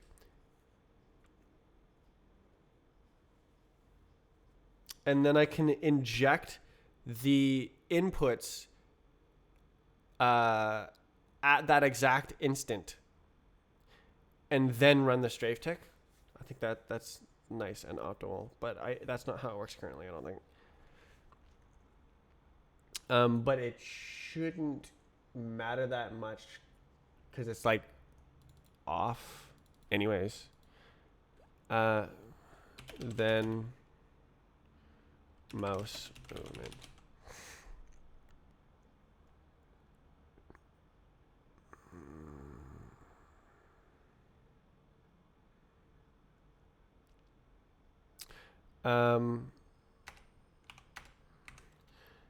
Detect deviation from time space time radius.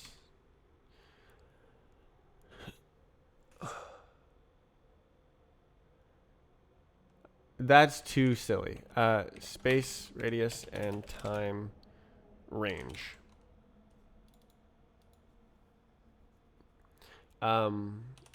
If no ticks in the last 1 second are near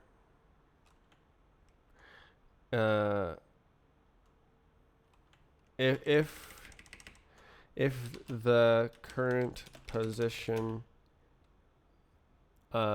is not near any timeline position within plus minus 1 second, abort.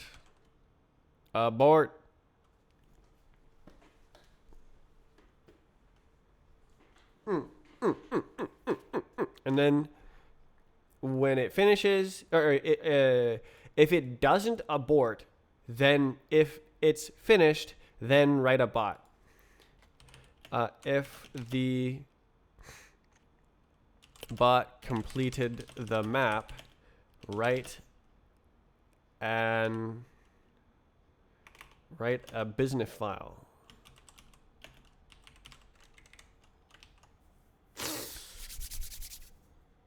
Oh, I might need to iterate. This is complicated. I was like, oh yeah, it's gonna be like 7 lines of code to like make the instructions. I forgot that the Roblox rbhop stuff is very impure. There's just I'm not really worrying about determinism. I'm not really worrying about a lot of things.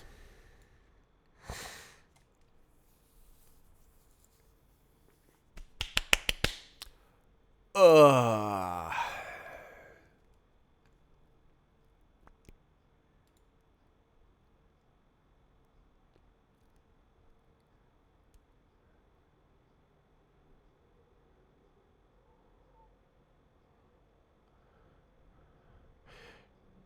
Do I have wormhole camera changes? I don't think I do I? That's gonna mess things up. Shush. Man, I didn't realize this is gonna be this complicated. I thought I was gonna bust out this code in like 40 minutes and then like go like this as the CPU crunches all the numbers. It's not how it turned out.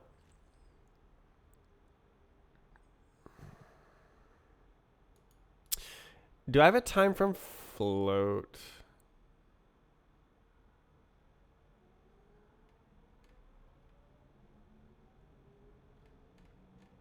Nor.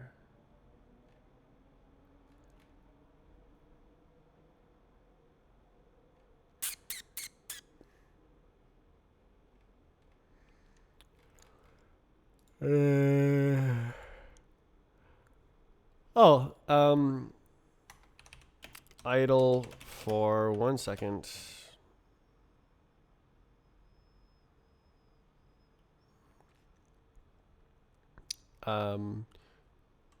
Just in case we need to glide into the finish zone.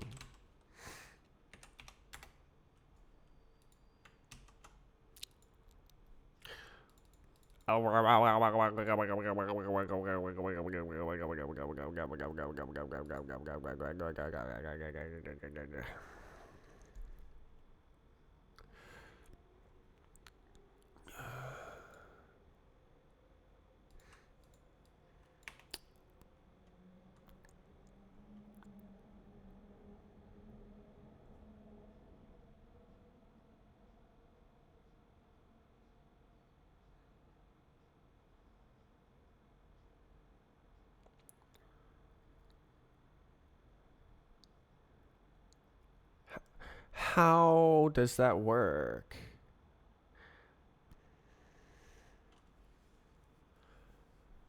I advance to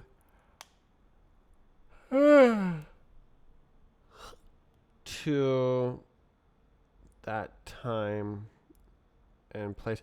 How does it work on the first game tick?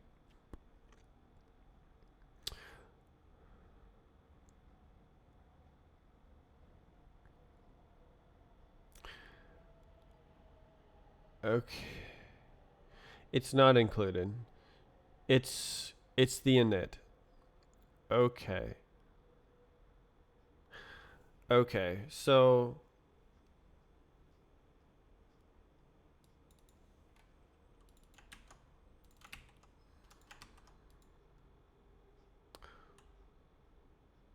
it is a does not equal based on the second. Okay.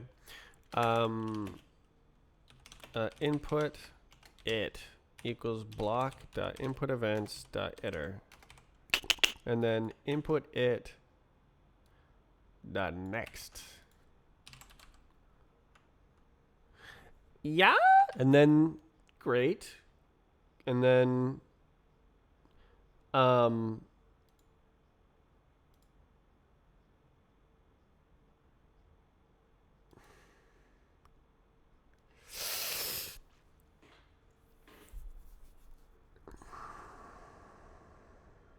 and then deltas all the way. No. It's absolute. It's absolute.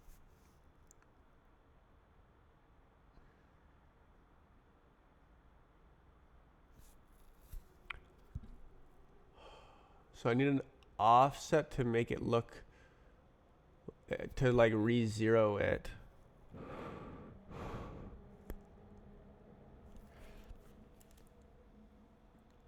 Gosh.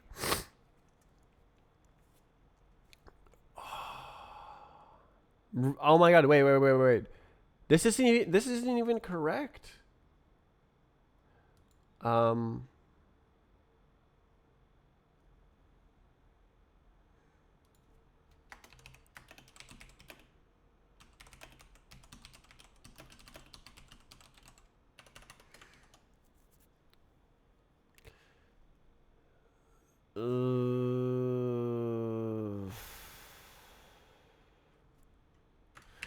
I am not gonna get this.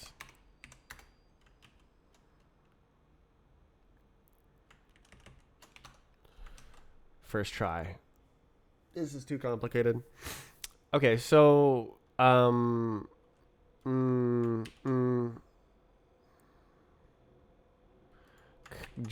okay, yes. Output at angles.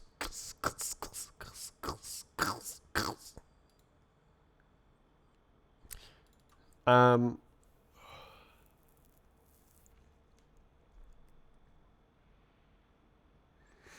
um,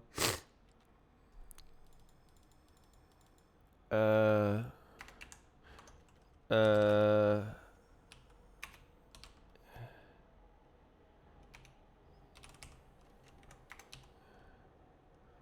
map.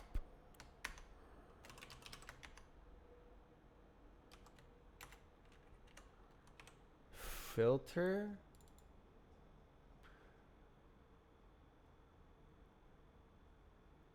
Option. It's double option. Let controls equals to something.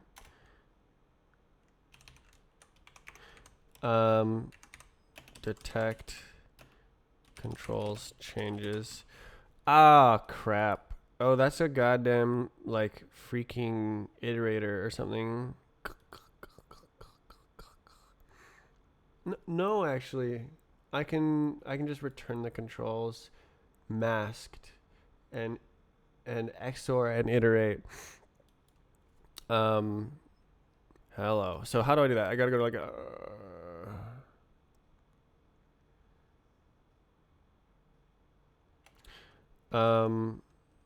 mask event dot controls dot symmetric difference.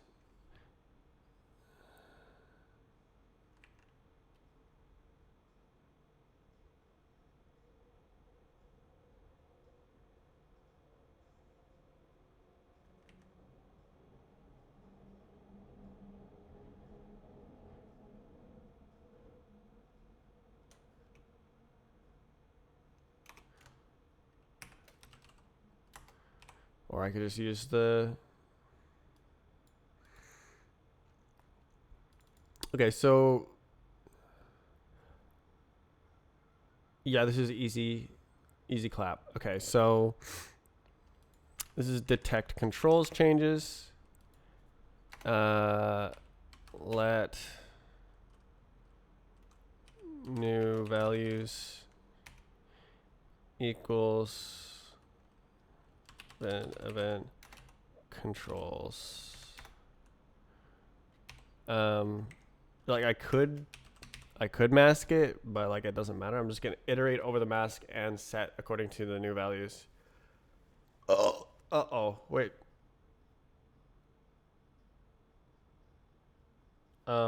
It's no. I mean, whatever. Okay.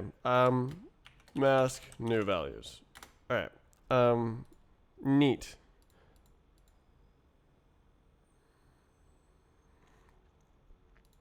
Cool. And then we have detect mouse changes.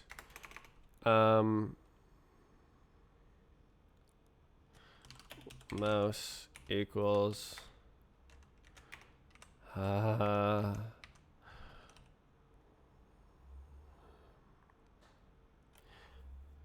oh, this is easy actually. Input event mouse pause does not equal last mouse pause. Then some. Hello? Oh, great pain. The eek. I don't get partial eek. Oh my god.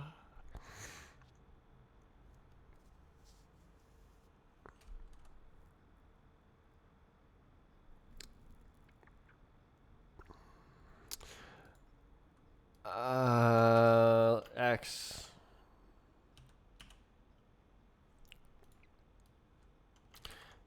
X does not equal X or Y does not equal Y. Easy. Okay. Then T.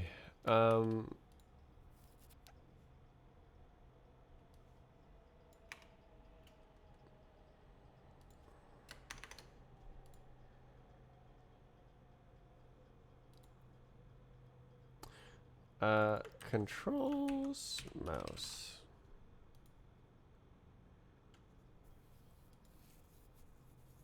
Oh, I almost forgot. New controls.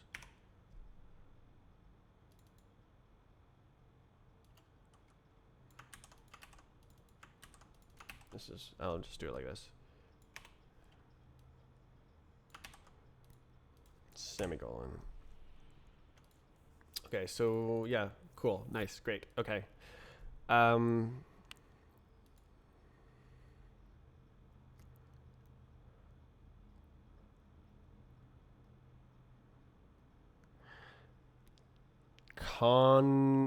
Conversion. What even is the mouse?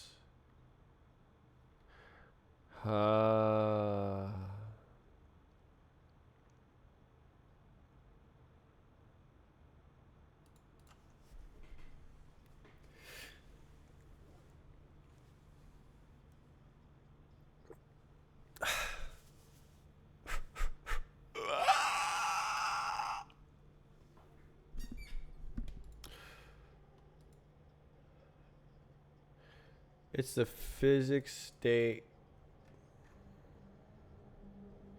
Physics instruction. Physics instruction.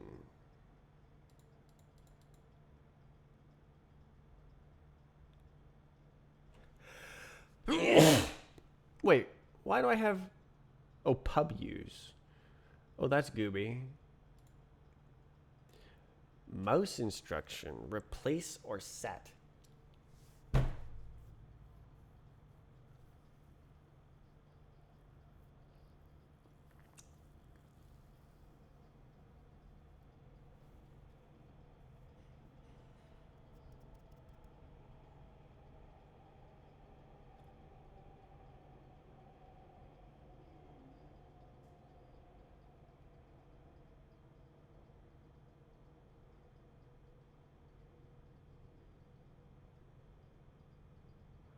Oh.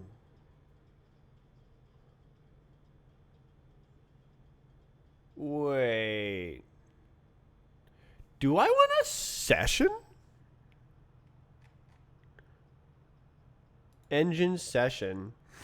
I want a mouse interpolator. Session is like I press the key. No, okay, it's a little bit. It's no.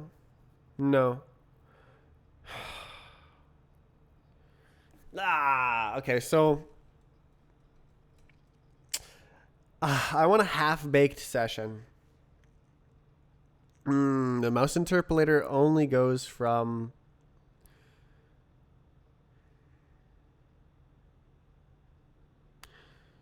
session time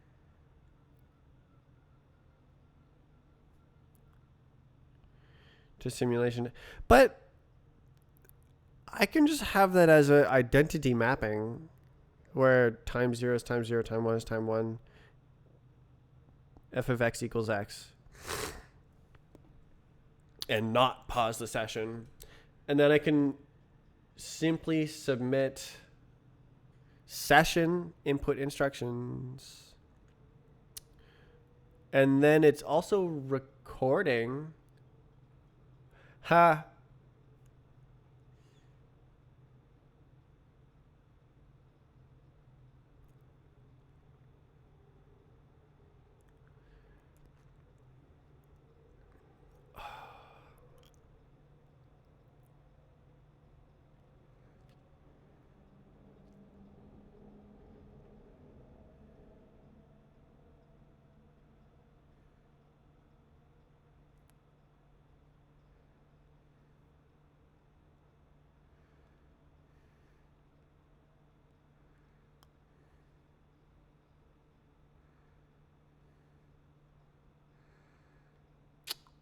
That complicates things. So forgot about the mouse interpolator.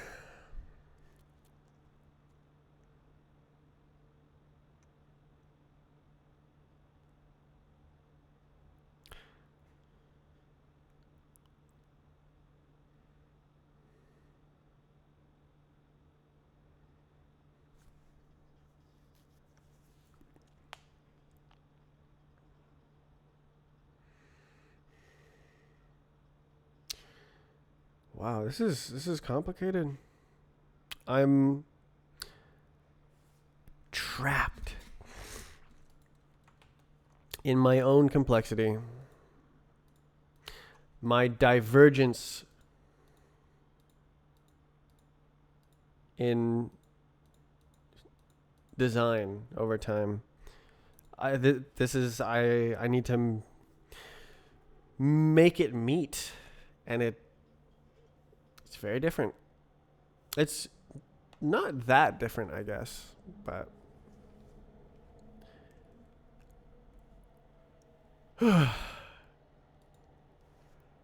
it's tough.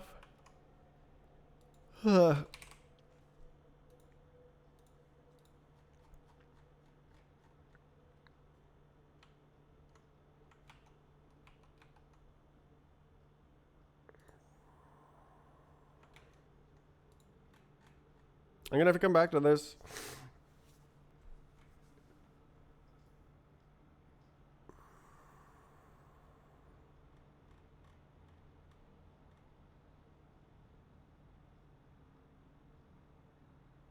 I wrote good comments.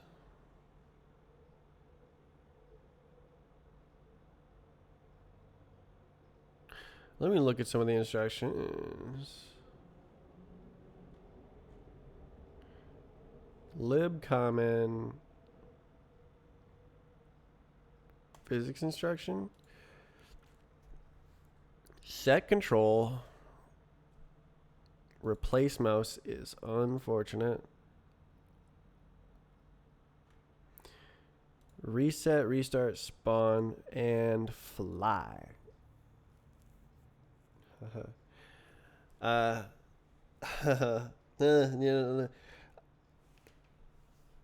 I could potentially do the fly trial stuff as well.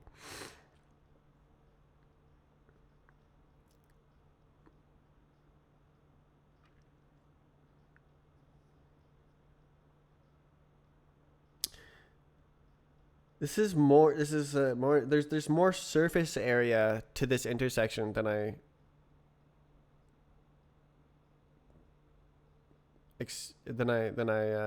thought. What's a better word? Thought than I expected. Than I expected, I guess. Than I considered. I want like a smart sounding word. It doesn't matter.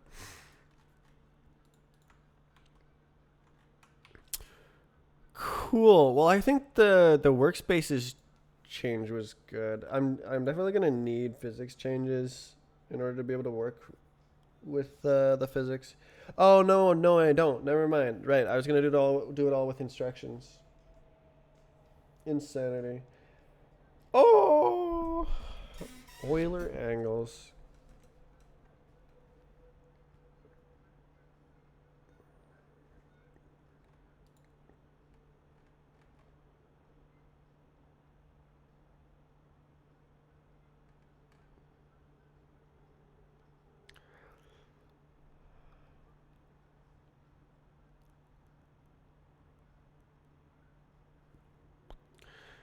Well, what else can I do?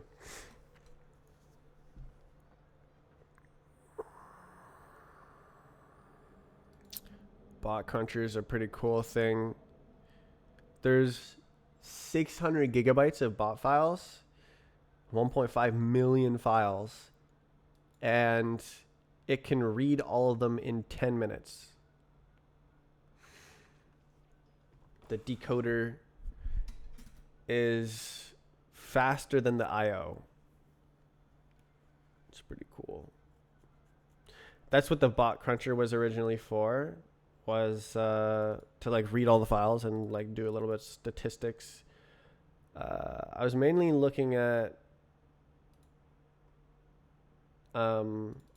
this accumulated state. So like how many jumps have people done in the game that have ever been recorded?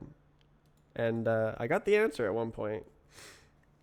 Don't know what it was. Not as high as you would expect, because like less than 1% of times are recorded. Actually, I don't know that for sure, but it's probably around that ballpark.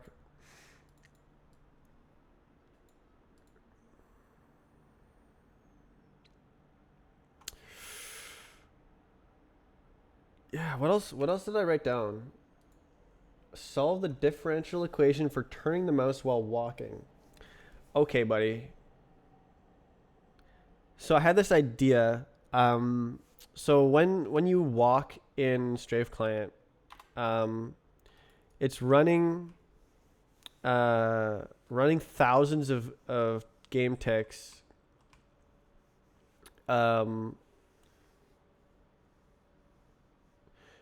for every mouse movement, for every mouse event, of which there is 1,000 per second.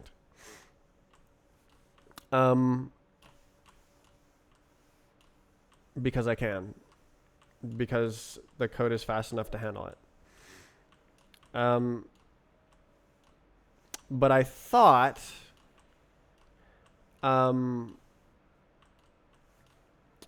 the mouse actually has an interpolation state, and the mouse is like moving between two positions within the 1 millisecond, or whatever the duration is. It's up to 10 milliseconds. So it's not static. And really, there should be a differential equation that describes the walking state as you turn the mouse. Or it might actually turn out to be like multiple, like a piecewise function. You'd have to like split up. You have to like solve for different conditions. Interesting problem. Right now when you walk, it's just static. The direction, the walk target direction is static. And oh dear. The walk target direction is static. Yes. Even though the mouse is technically turning,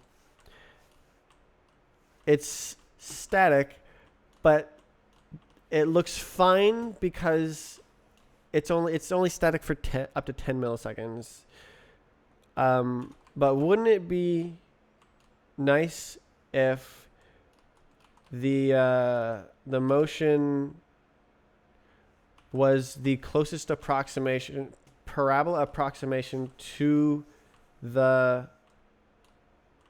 walk differential equation solved for the mouse motion? Now that would be a pointless waste of time.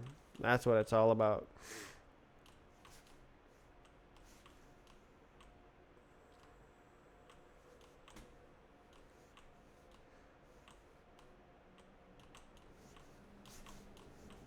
Ah!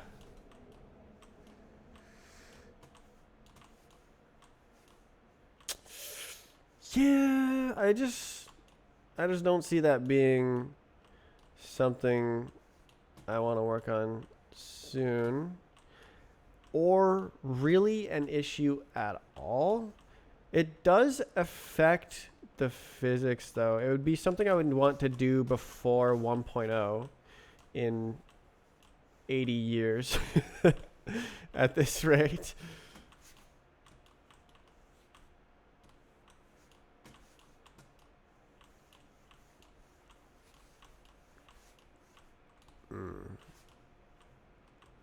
Gosh, I really thought I could do like bot file simulation in one day, but setting up the state, there's so much like implied state in the Roblox rbhop, and yeah, none of it is implied in the strafe client. It's all explicitly set up. Oop.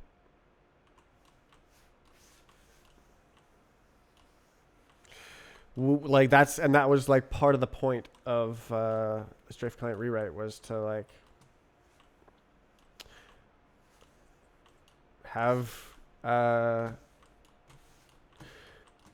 purity, make a pure game, whatever that means. And I've done well. You can see it working. It just doesn't work well enough to like start working on leaderboards, because you can break the game like this.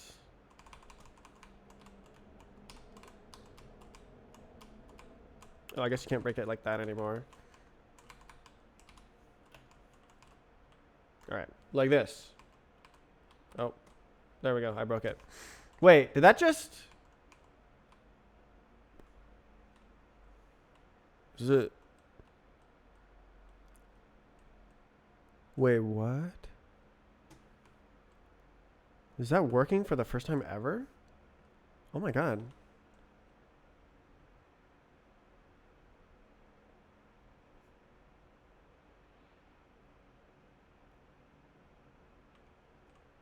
Wow.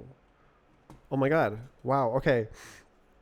So there's something crazy going on here where I'm doing the Minkowski sum of two meshes. So if you have two meshes, the Minkowski sum is like taking one and rubbing it all over the other one, and that like forms a shell that's itself a bigger mesh. That's the Minkowski sum of the two meshes. So my hitbox standing on top of a platform, I can like stand off the edge on one side and stand off at the edge on the other side, or I should be able to at least. And but the bug is when I'm walking, the internal representation of the contact state between two meshes is like saying, this vertex is touching this face. But like if I walk over here, well, I'm going to fall off. So it only goes so far. I can only go off one side. If I try to go off the other side, I fall through the ground because it doesn't switch over. But it is. It's switching over. So like over here, I don't fall off this edge. So it's like this corner is hanging off the side. If I walk over to the other edge, I can hang off the other side as well. That has never worked before. So something I changed in the code, probably the new minimum difference algorithm for setting up the physics collision detection, which is like part of the point of why I did it, but it didn't work in the case at the start zone. So it must be the partial tests passing where if you have a 0 time collision where like you're just kind of sitting beside something, but then you try to move into it and it's like, oh, now you're touching it. Instead of the game like holds contact objects, things that you're currently touching as state. So you can be 0 distance away something without touching it and then move towards it, and then it's added to the context and now you're touching it. So when you're hanging off the side and you walk over to the other side, you stop touching this object on this side and then you start touching it on this side. But then it breaks when I go back, which is what I expected it to do. I expect to fall through the ground like right here, but it switches to the other side. Wow.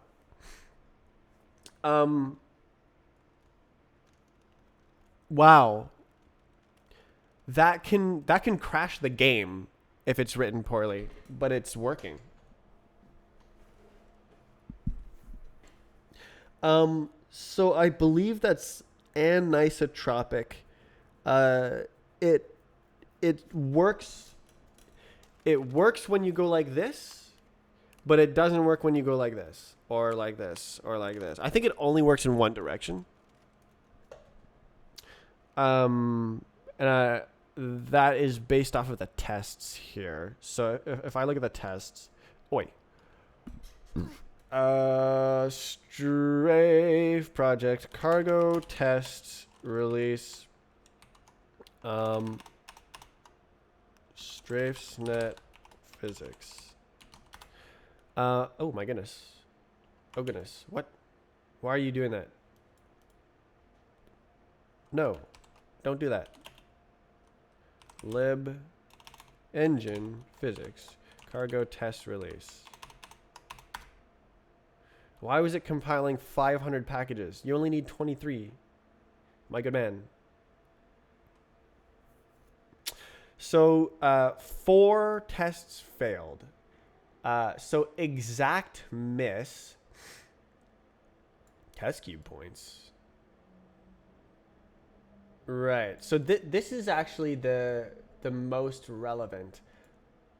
But this is also somewhat relevant. So exact miss south. That's like, oh, you just passed next to it. And then east, northwest. Those are the same things. It's like south, east, north, west.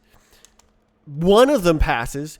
The other ones think that it touches, but it should miss. And that's kind of related to the what do I call it? Flush face transfer, I believe.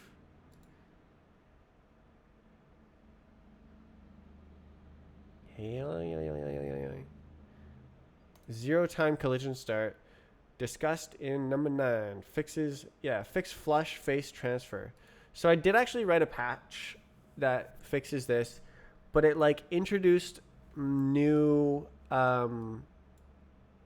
internal instructions for the physics that specifically does this. Instead of handling it properly in the general case, it makes a special case that does this. I think that's not the move. I'm not sure how I'm gonna handle ladders, curved ladders as a single object, but I think I can just handle that later because that's the special case, not the general case. In the general case, it should work exactly like this, where it just stops touching one, starts touching the other in 0 seconds. It's a 0 second event that occurs in 0 seconds. It instantaneously, in the same moment, stops touching one and starts touching the other. Oi! Oi! Oi! Oi! Oh! Oi! No! So you see this? There's 2 parts here, and one of them is like slightly raised by like a nanometer, and it just can't figure it out. Although that might not actually be true, because remember the test case over there. This could just be an exact miss that thinks it's touching, and that's why I need those cases to work. Is so that you can have 2 things like this, and you can walk across the top. That just makes obvious sense, right? Woo!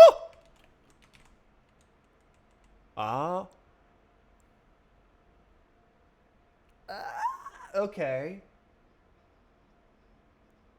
Okay, I think I understand. So it is a 0 time collision start, but it's more like there's a gap that's exactly the size of the hitbox, and you've got the right one to hang off this edge. Wait.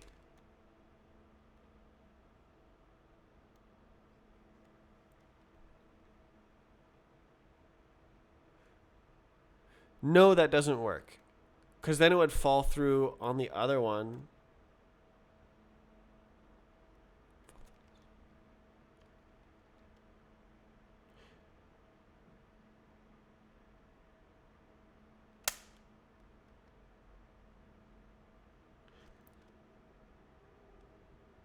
Yeah.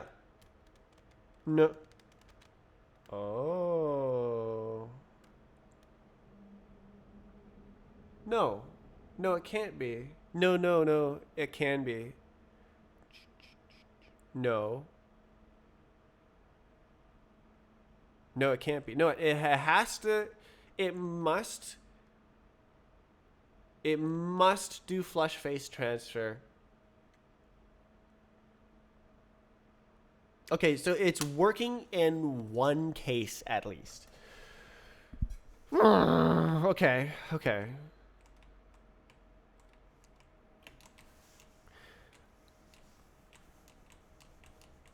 Ah.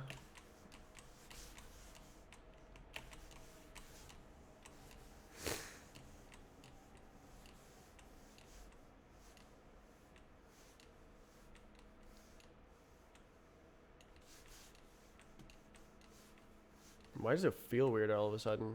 Oh. Okay. There was other things I was thinking of. Oh, that's right. Okay. Is anyone a JavaScript expert? Have you ever used WASM with JavaScript? I want to make a web player for bot playback for Roblox bots using strafe client graphics, but no physics. Try to make like a 1 MB binary, optimally like 100 kilobytes or something. Oh, I'm standing on this tiny ledge, and it loads up a map file, loads a bot file, and then it has an internal replay. Gabagoo. Whoa, hey, did I just fall through a platform? It has an internal replay head that would have like a JavaScript API. And then you could make a web player with a little web UI that overlays the WASM web GPU rendering.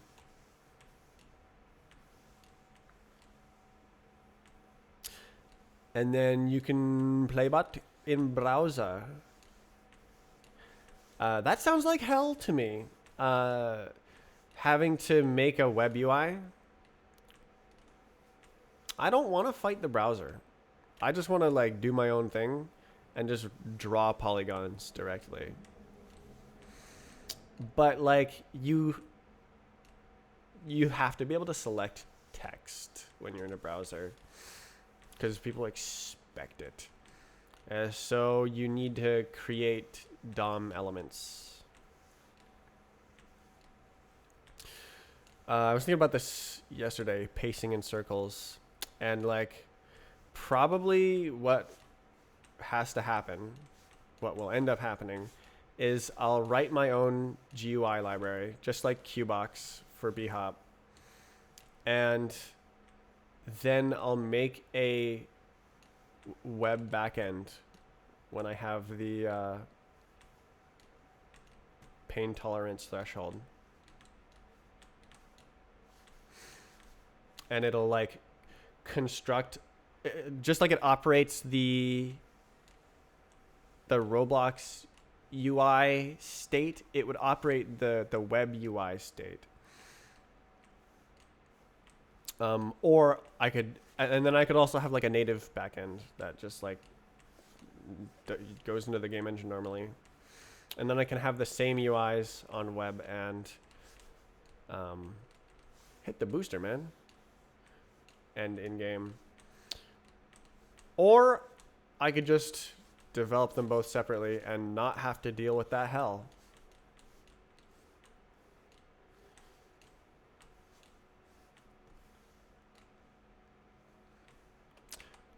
Which might be smarter because like more people know JavaScript than quat code.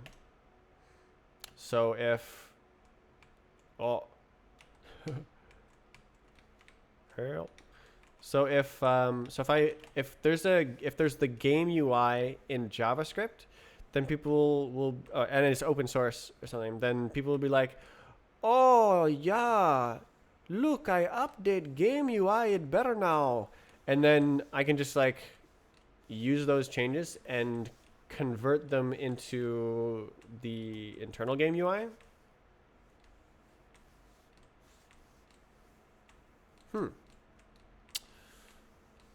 Oh yeah, I know JavaScript. JavaScript. Oh yeah. God, I don't want to write JavaScript.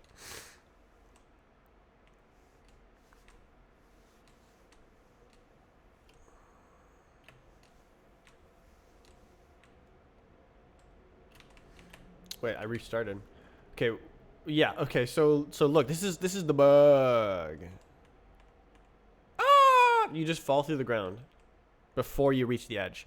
But if I do a very specific thing where so there's the internal state, right? You can be touching like this or you can be touching like this. If you fall like this way, it chooses this one, and if you fall this way, it chooses this one.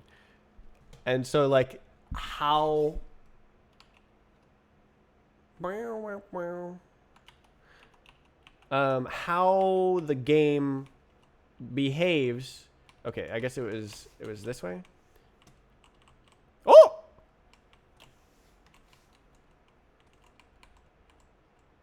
Yeah, how the game behaves depends on the internal state. And it shouldn't. You shouldn't be able to tell what the internal state is.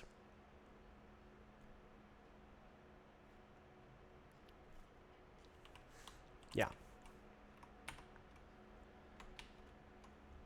When you're playing the game.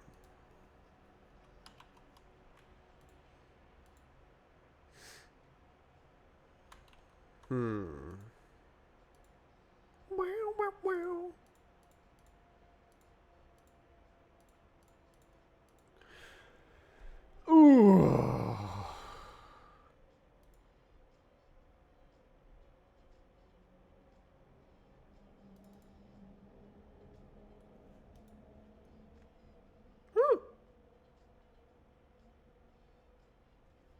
Right.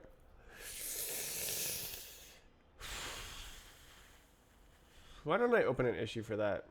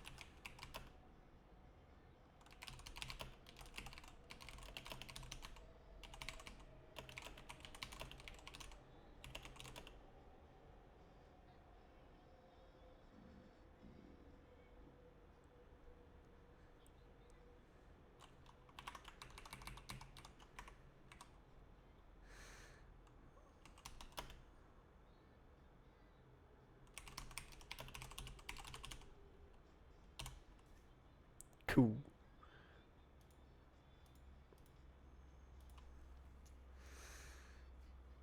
Good.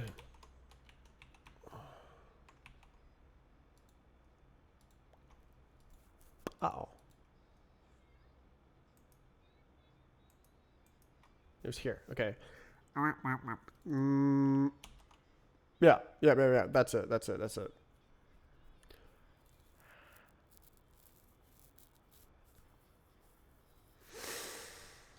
Oof. Min max.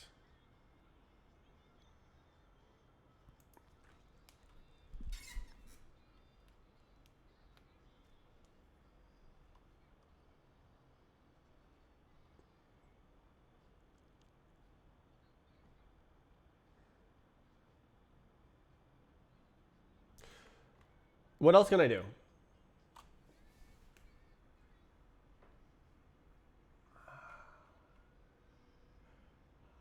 Outline the map start. Right. I was gonna look at graphics programming.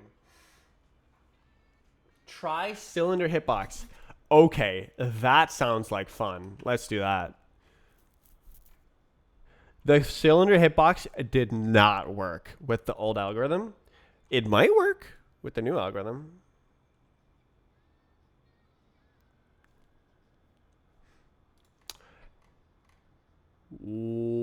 Wow. Style? Do what? Hitbox. Ah. Roblox. Cylinder.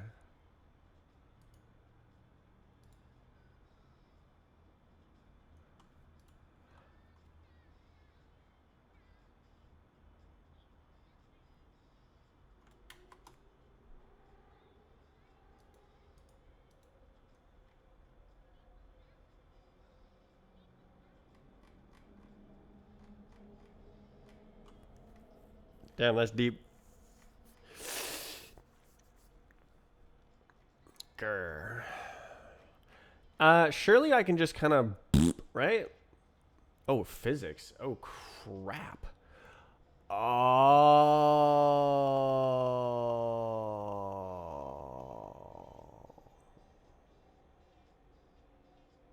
Right. Right. So I wrote the cylinder mesh for Roblox, but the thing is, the Roblox sphere and cylinder meshes are like a voxel cube surface squished onto a sphere, and then like a voxel like cardboard box squished onto a cylinder, not actually equally spaced polygons. Whereas the cylinder that I want for the hitbox is supposed to be an equally spaced 24 polygon cylinder. And I believe it has axis aligned faces. Four of the faces.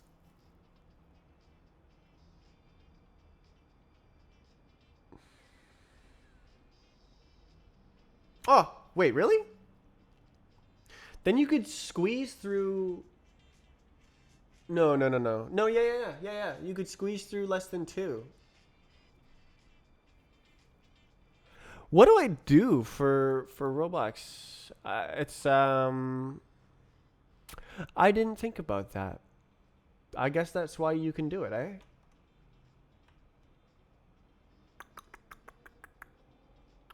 Let's see.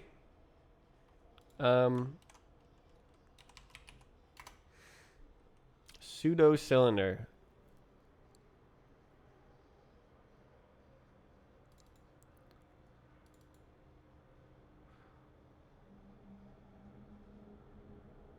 Oh no, this is the wrong one. Wait. A10 to cone. Oh, what the hell? Pseudo cylinder. That is terribly named. Plus n over 2. Round to the nearest vert. N. XZ. Okay, so that's the exact angle. What is What is n? Oh, n is plus n over 2. So I go, so if we're pointing at 0, it's plus half angle floor. Plus half angle floor. So when that's plus 2 halves. No, plus when that's plus 1/2, that's plus 2 halves floor, and then that's when you step up to the next one. Okay, so the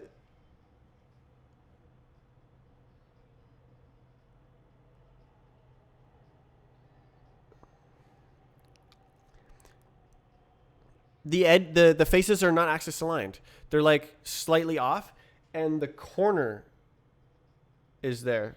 I'll draw it. I'll draw it.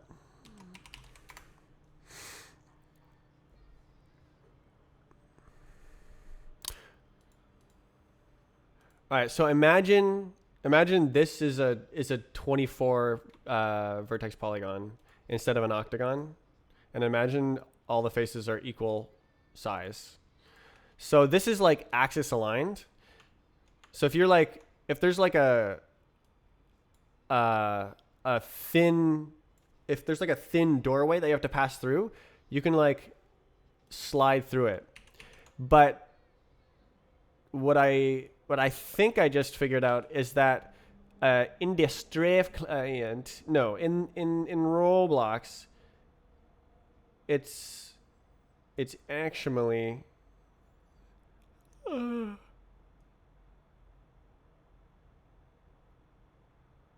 how do you draw? Yeah, that's an octagon. The like vertices are sticking out like elbows. Instead of like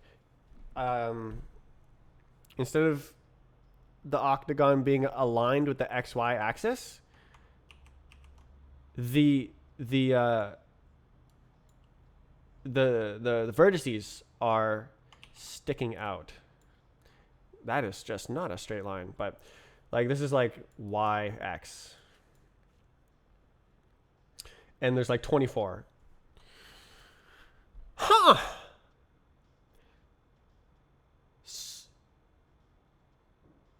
I wonder if that was on purpose. Yes, because I added plus n over 2.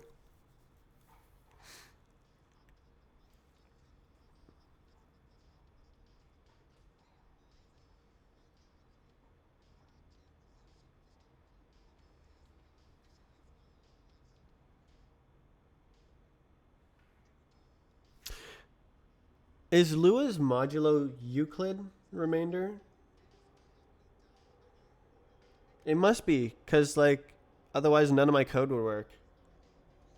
Why is not everything Euclid remainder? It's the one that works. Like why would you want it to like be bad and different for negative numbers? It's stupid to use the non-Euclid remainder. I hate it.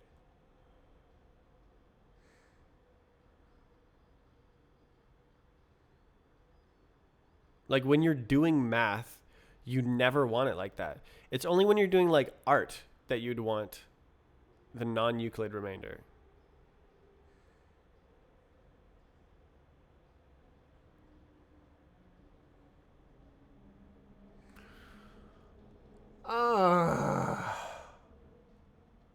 I remember a really old live stream I did of the strafe client.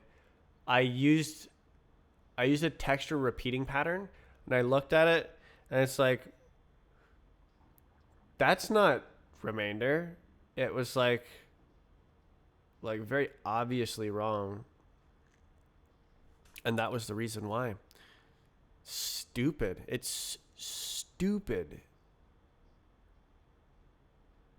The math never works out. Always causes issues.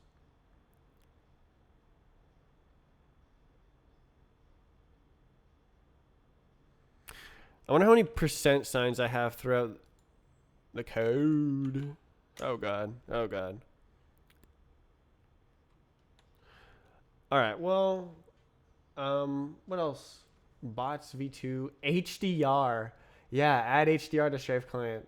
Yeah, good idea.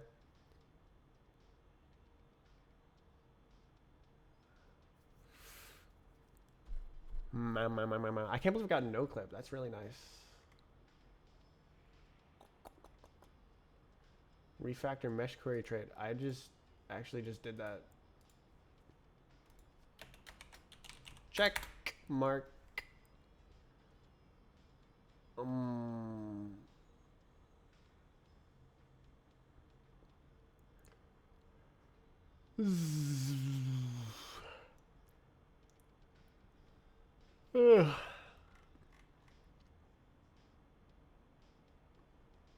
Map editor. What?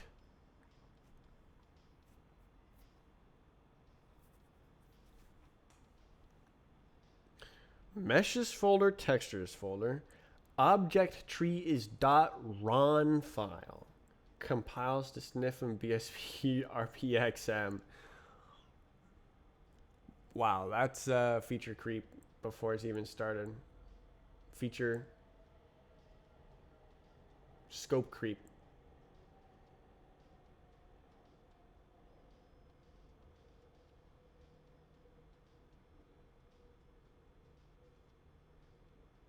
I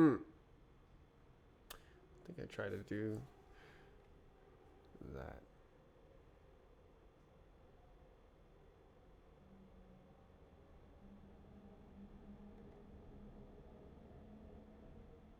Ooh, find farthest point in bots from the entire map using bot cruncher. Farthest point in bots from the entire map.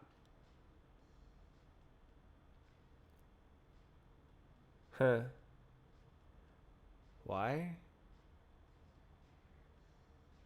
That's kind of an interesting data point. Like, if there's a bunch of world records, they're playing through the map. But one of them will go the farthest from the map.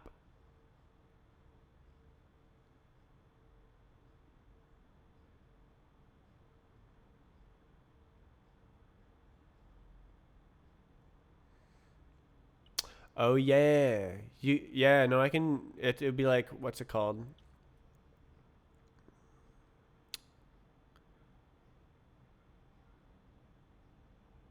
Signed distance field, except only computing one distance. You can do it with a BVH.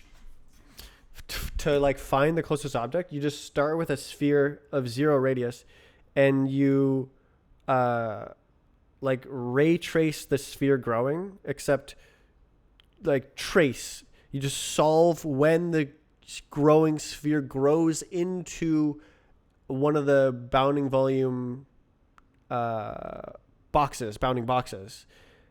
When the surface of the sphere exactly touches the bounding box from the inside or from the outside, and you just grow touch until you find the first thing that touches. Oh, I guess you would need to do that with the meshes as well, against the mesh topology, and that's kind of expensive. How would you do that fast?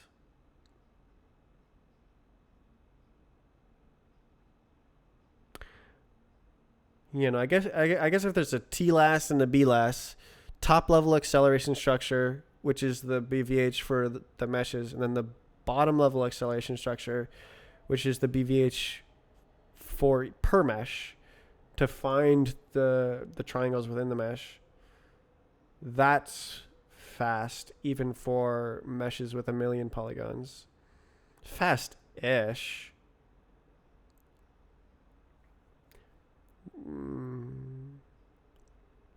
Well, no, because like part of the mesh is going to stick out, and you're going to like dig into the BVH and then touch it eventually, and hopefully not need to test too many other corners. It should be fast. Interesting algorithm.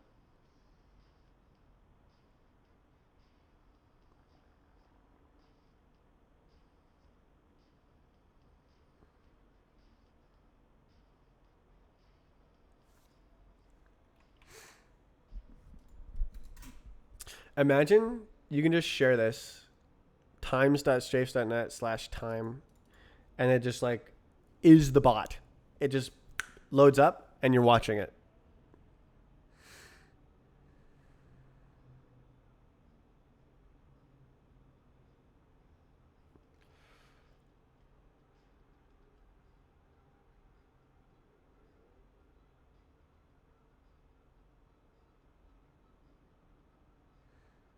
Insanity. Actually, let's see. But wait. Okay, what's integration testing? I have the loader, sniff, physics common, glam, primitive constructor. If I delete this, hello, yes, delete this, and then remove test scenes. Haha. And then build the binary with really goodness. Gosh. How do you build it with really goodness? Right, you LTO. Give me that.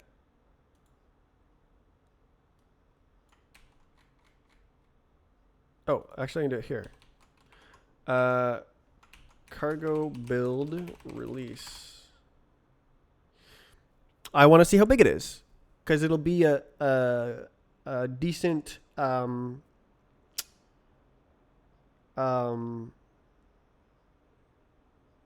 approximation, simulation, a decent facsimile, decent facsimile of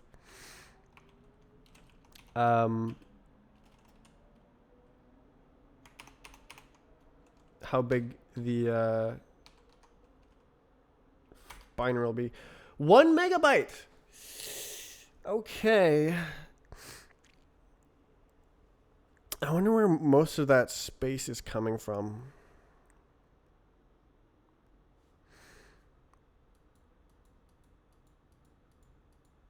Which one he is?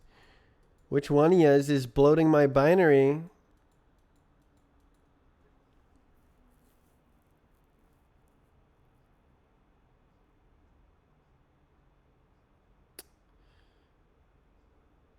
Facsimile. So like if I had a web player for bots, I could make it this size without needing to like squish the dependencies. Squish.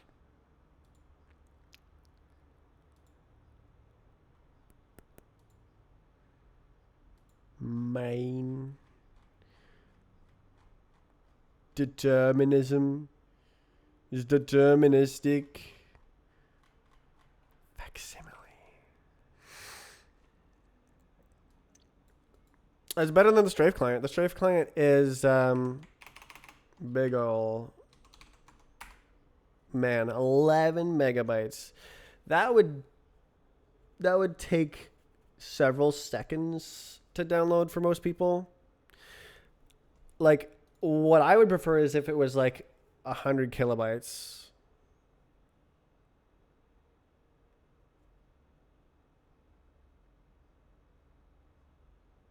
I might try to go hard on the like size optimization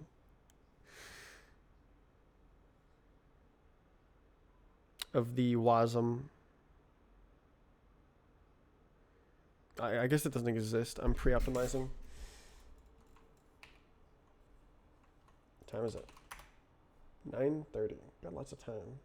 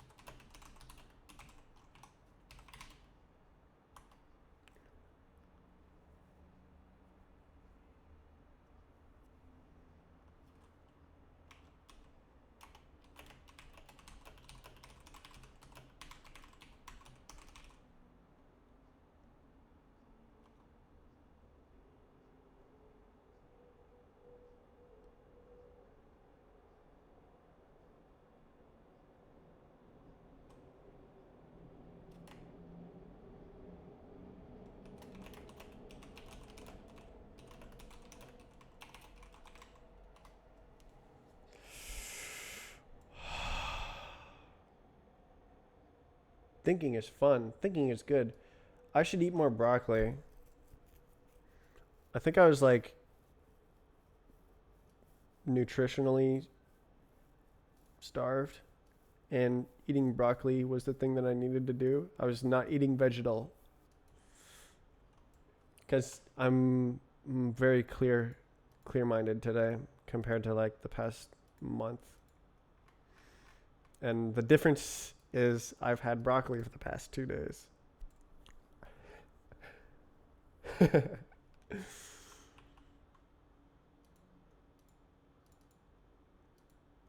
More broccoli. I gotta go to Costco and get some salmon omega-3 and like fill up my brain muscle. Oh yeah. Holy flexing.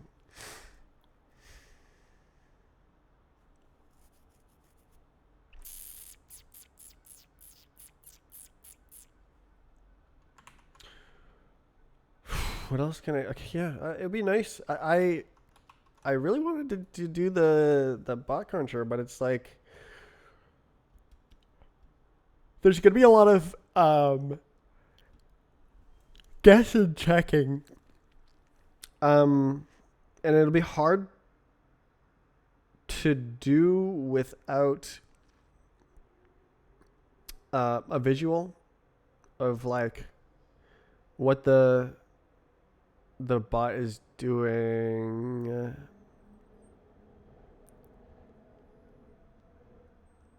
You know,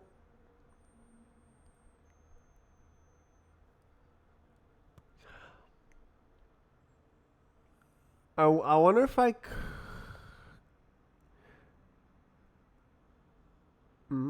Oh, no. I could actually save it as a bot file, regardless.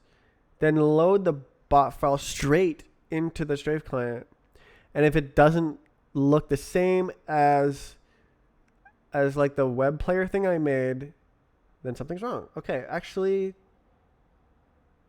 that will work. That is very clear-headed. Very, very, very clear. Oh, it's good to be back. Eat your broccoli. Eat your vegetables. Don't be like me. Don't live in a fog.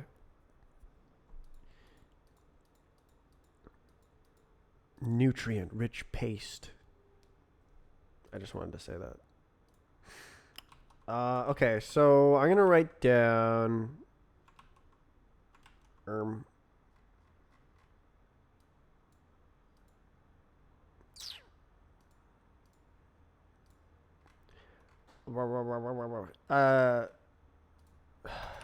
So this is gonna be hard to visualize.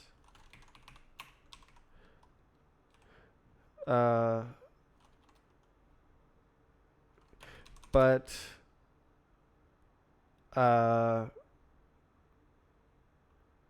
write the output as a snifb without fast failing, and then compare to the rbhop web player, but I can just like not have it be the web player.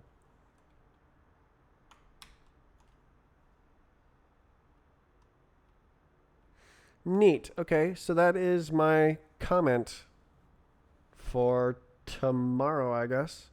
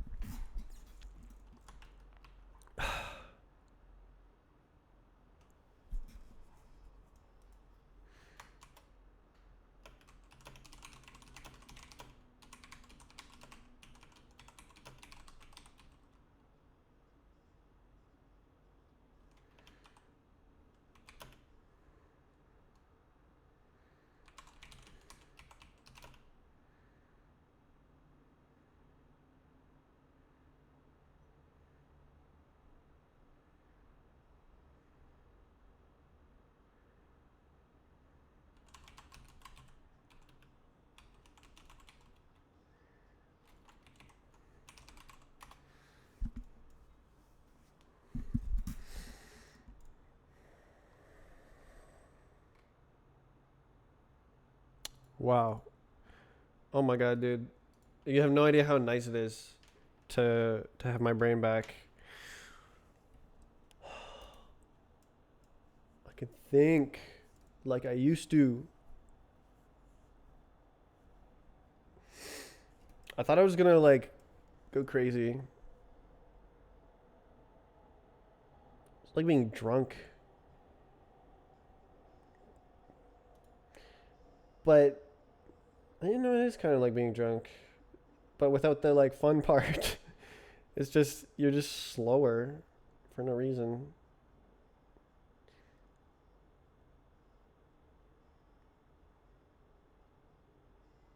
Gosh, eat your broccoli. Uh, I got nothing. I basically just did a bit of packaging today.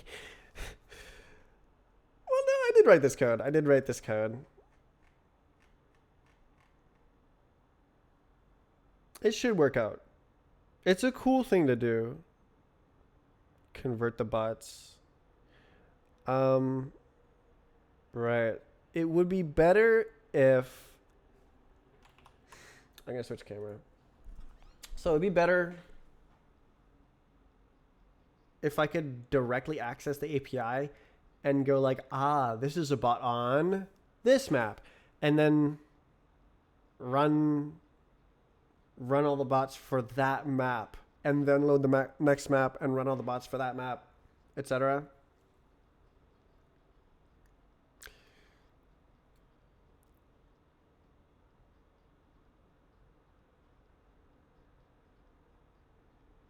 Ooh, yeah, no, I probably want to just run the top 10 or something. But we don't have those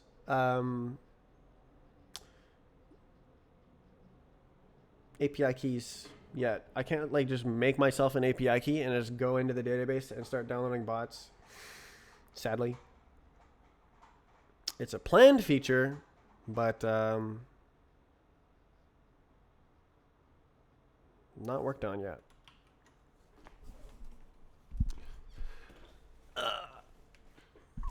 In fact, why don't I open an issue about it? Excuse me, sir.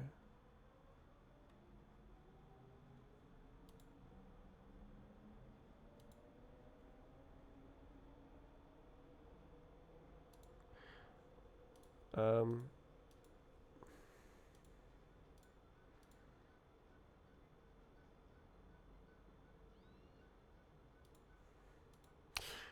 migrate.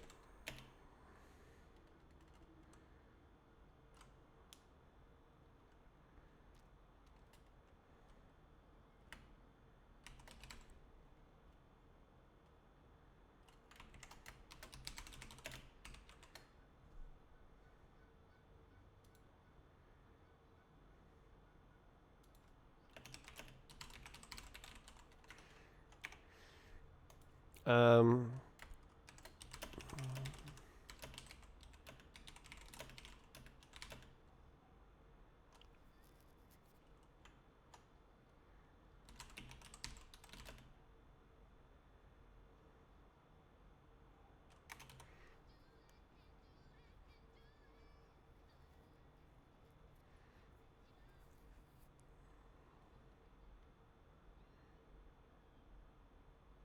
Squirk! Squirk! Uh,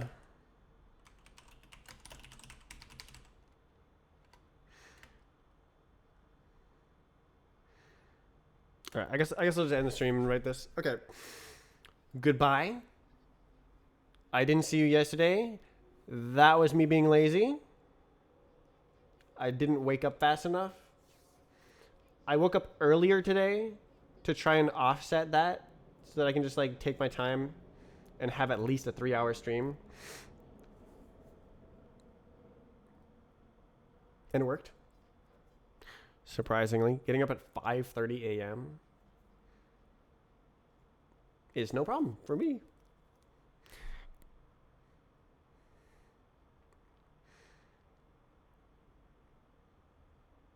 5 a.m. is my goal.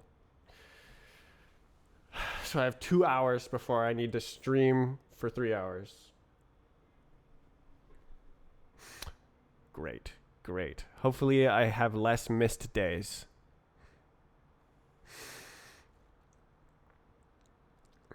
Okay. I'll probably work on this more tomorrow and think about it in between. Goodbye.